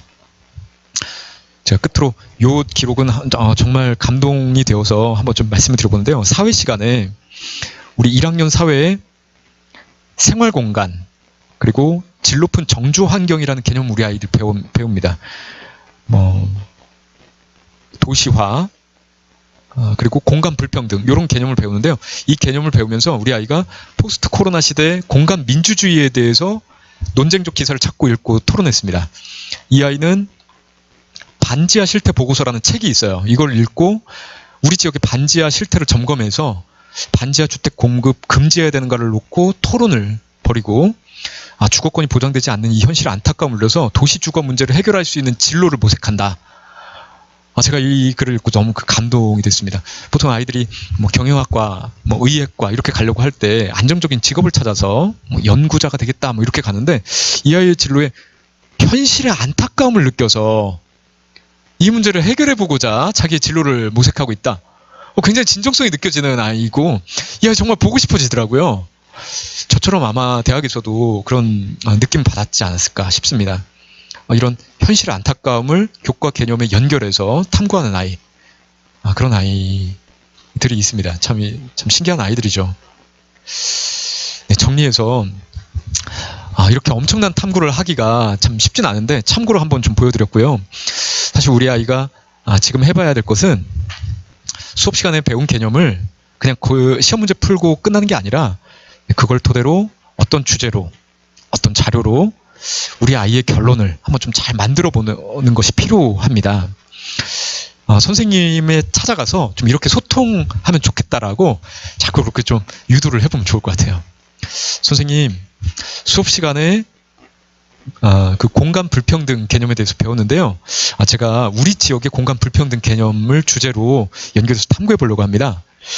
선생님 수업 시간에 배운 그 개념을 이렇게 탐구해 볼 때 혹시 선생님 제가 놓친 것이거나 아니면 선생님 이런 부분에서 좀 조언해 주실 것이 있을까요? 한번 가서 밑도 끝도 없이 그냥 이렇게 부딪혀 보라고 해보시면 좋겠습니다. 선생님은 이런 질문을 기다리고 있어요. 우리 대일고 선생님들이 아이들이 이렇게 찾아오는 것을 바쁘다고 이렇게 내팽개치지 않습니다. 선생님이 간단하게도 이렇게 조언을 주시고 그거 괜찮다 한번 해봐라 라고 하는 용기를 이제 얻죠. 그리고 나서 우리 아이가 또 다시 한번 이제 선생님께 찾아가는 거죠. 선생님 지난번에 이제 질문 드렸던 내용에 대해서 제가 이렇게 탐구해서 이런 결론을 얻었습니다. 선생님 그때 이런 조언을 토대로 해서 그냥 깊이 이해할 수 있게 해주셔서 너무 감사합니다. 이런 말을 이제 한 번 더 선생님과 이제 나누는 겁니다. 사실 이렇게 하는 것은 대부분의 과목에서 아마 발표나 보고서에 이제 기회가 있는데 행여나 이런 발표나 보고서에 기회가 없을 경우 이런 선생님과의 소통이 학생부 교과 세특의 굉장히 중요한 미천이 됩니다. 그냥 이런 선생님과 주거니 받거니의 관계나 결과물이 없이 학년 말이 되어서 선생님이 교과 세특에 참고할 만한 것이 있는 친구들은 와라 라고 기회를 주셨는데 뭔가 이렇게 내용이 없으면 미천이 없으면 그때 가서 선생님께 어필할 게 없죠. 선생님 관찰할 것들을 중간중간 이렇게 포인트를 이렇게 만들어 놓는 것이 필요한데 질문과 그 질문에 대한 우리 아이의 결과물 이런 내용들을 가지고 한번 선생님과 소통할 수 있으면 참 좋겠습니다. 네, 보이는 만큼 이제 힘차게 걸을 수가 있게 되는 것 같습니다. 오늘 굉장히 많은 이야기를 들었는데요. 네, 이 이야기 속에서 하나씩 그동안은 좀 깜깜했었는데 하나씩 보이는 것을 만들어 가보시면 좋겠습니다. 우리 아이가 아직 왜 공부해야 되는지 모르는 경우가 많죠. 그냥 해야 되니까. 막연하게 이렇게 생각하는 거. 심지어 어떤 아이는 공부 못하면 무시당하니까 공부한다. 이게 일시적으로 우리 아이를 자극하는 요소는 될 수 있어요. 하지만 좀 길게 갈 수 있는 공부 목표. 이건 내 꿈을 이루는 데 있어서 지금의 공부가 연결이 된다. 또 지금의 공부가 의외로 이거 새로운 거 알게 된 거 즐겁다. 이거를 토대로 해서 내 인생에 힘을 쌓는 거다. 어렵지만 한번 버텨보자. 이런 의미를 우리 아이가 사실 스스로 발견하기가 좀 쉽진 않지만 옆에서 지금 하는 공부는 이런 의미가 있다. 이런 맥락이 있다라는 것을 연결하기 시작하면 사실 남학생 같은 경우 이제 스스로 공부의 의지가 깨치는 순간 굉장한 파급력을 가지고 2학년, 3학년이 되었을 때 크게 두각을 나타내는 아이들이 생기거든요. 네, 이 의미를 우리 부모님과 어떻게 보면 좀 어렵지만 우리 아이가 이 의미를 발견해서 스스로 개척해가는 그런 아이가 될 수 있으면 좋겠습니다. 긴 시간 들어주셔서 감사합니다. 많이 들었습니다. 네, 진로와 진학을 아울러서 아주 상세한 그 설명을 예정된 시간을 조금 오버했지만 모든 것을 다 부모님들에게 전달해주고 싶은 그런 마음에 아주 애써주신 김준현 선생님한테 박수 한번 부탁드립니다. 네. 네, 시간이 많이 늦어서 더 이제 개별적인 또 궁금함이라든가 이런 건 많이 있으리라고 생각하지만 우리 이제 담임 선생님이나 아니면 저 뭐 진로부, 진로진학부로 상담을 신청하셔서 그렇게 또 어려움을 해결하시면 되겠습니다. 네, 그럼 오늘 늦은 시간까지 와주신 여러 학부모님들 대단히 감사합니다.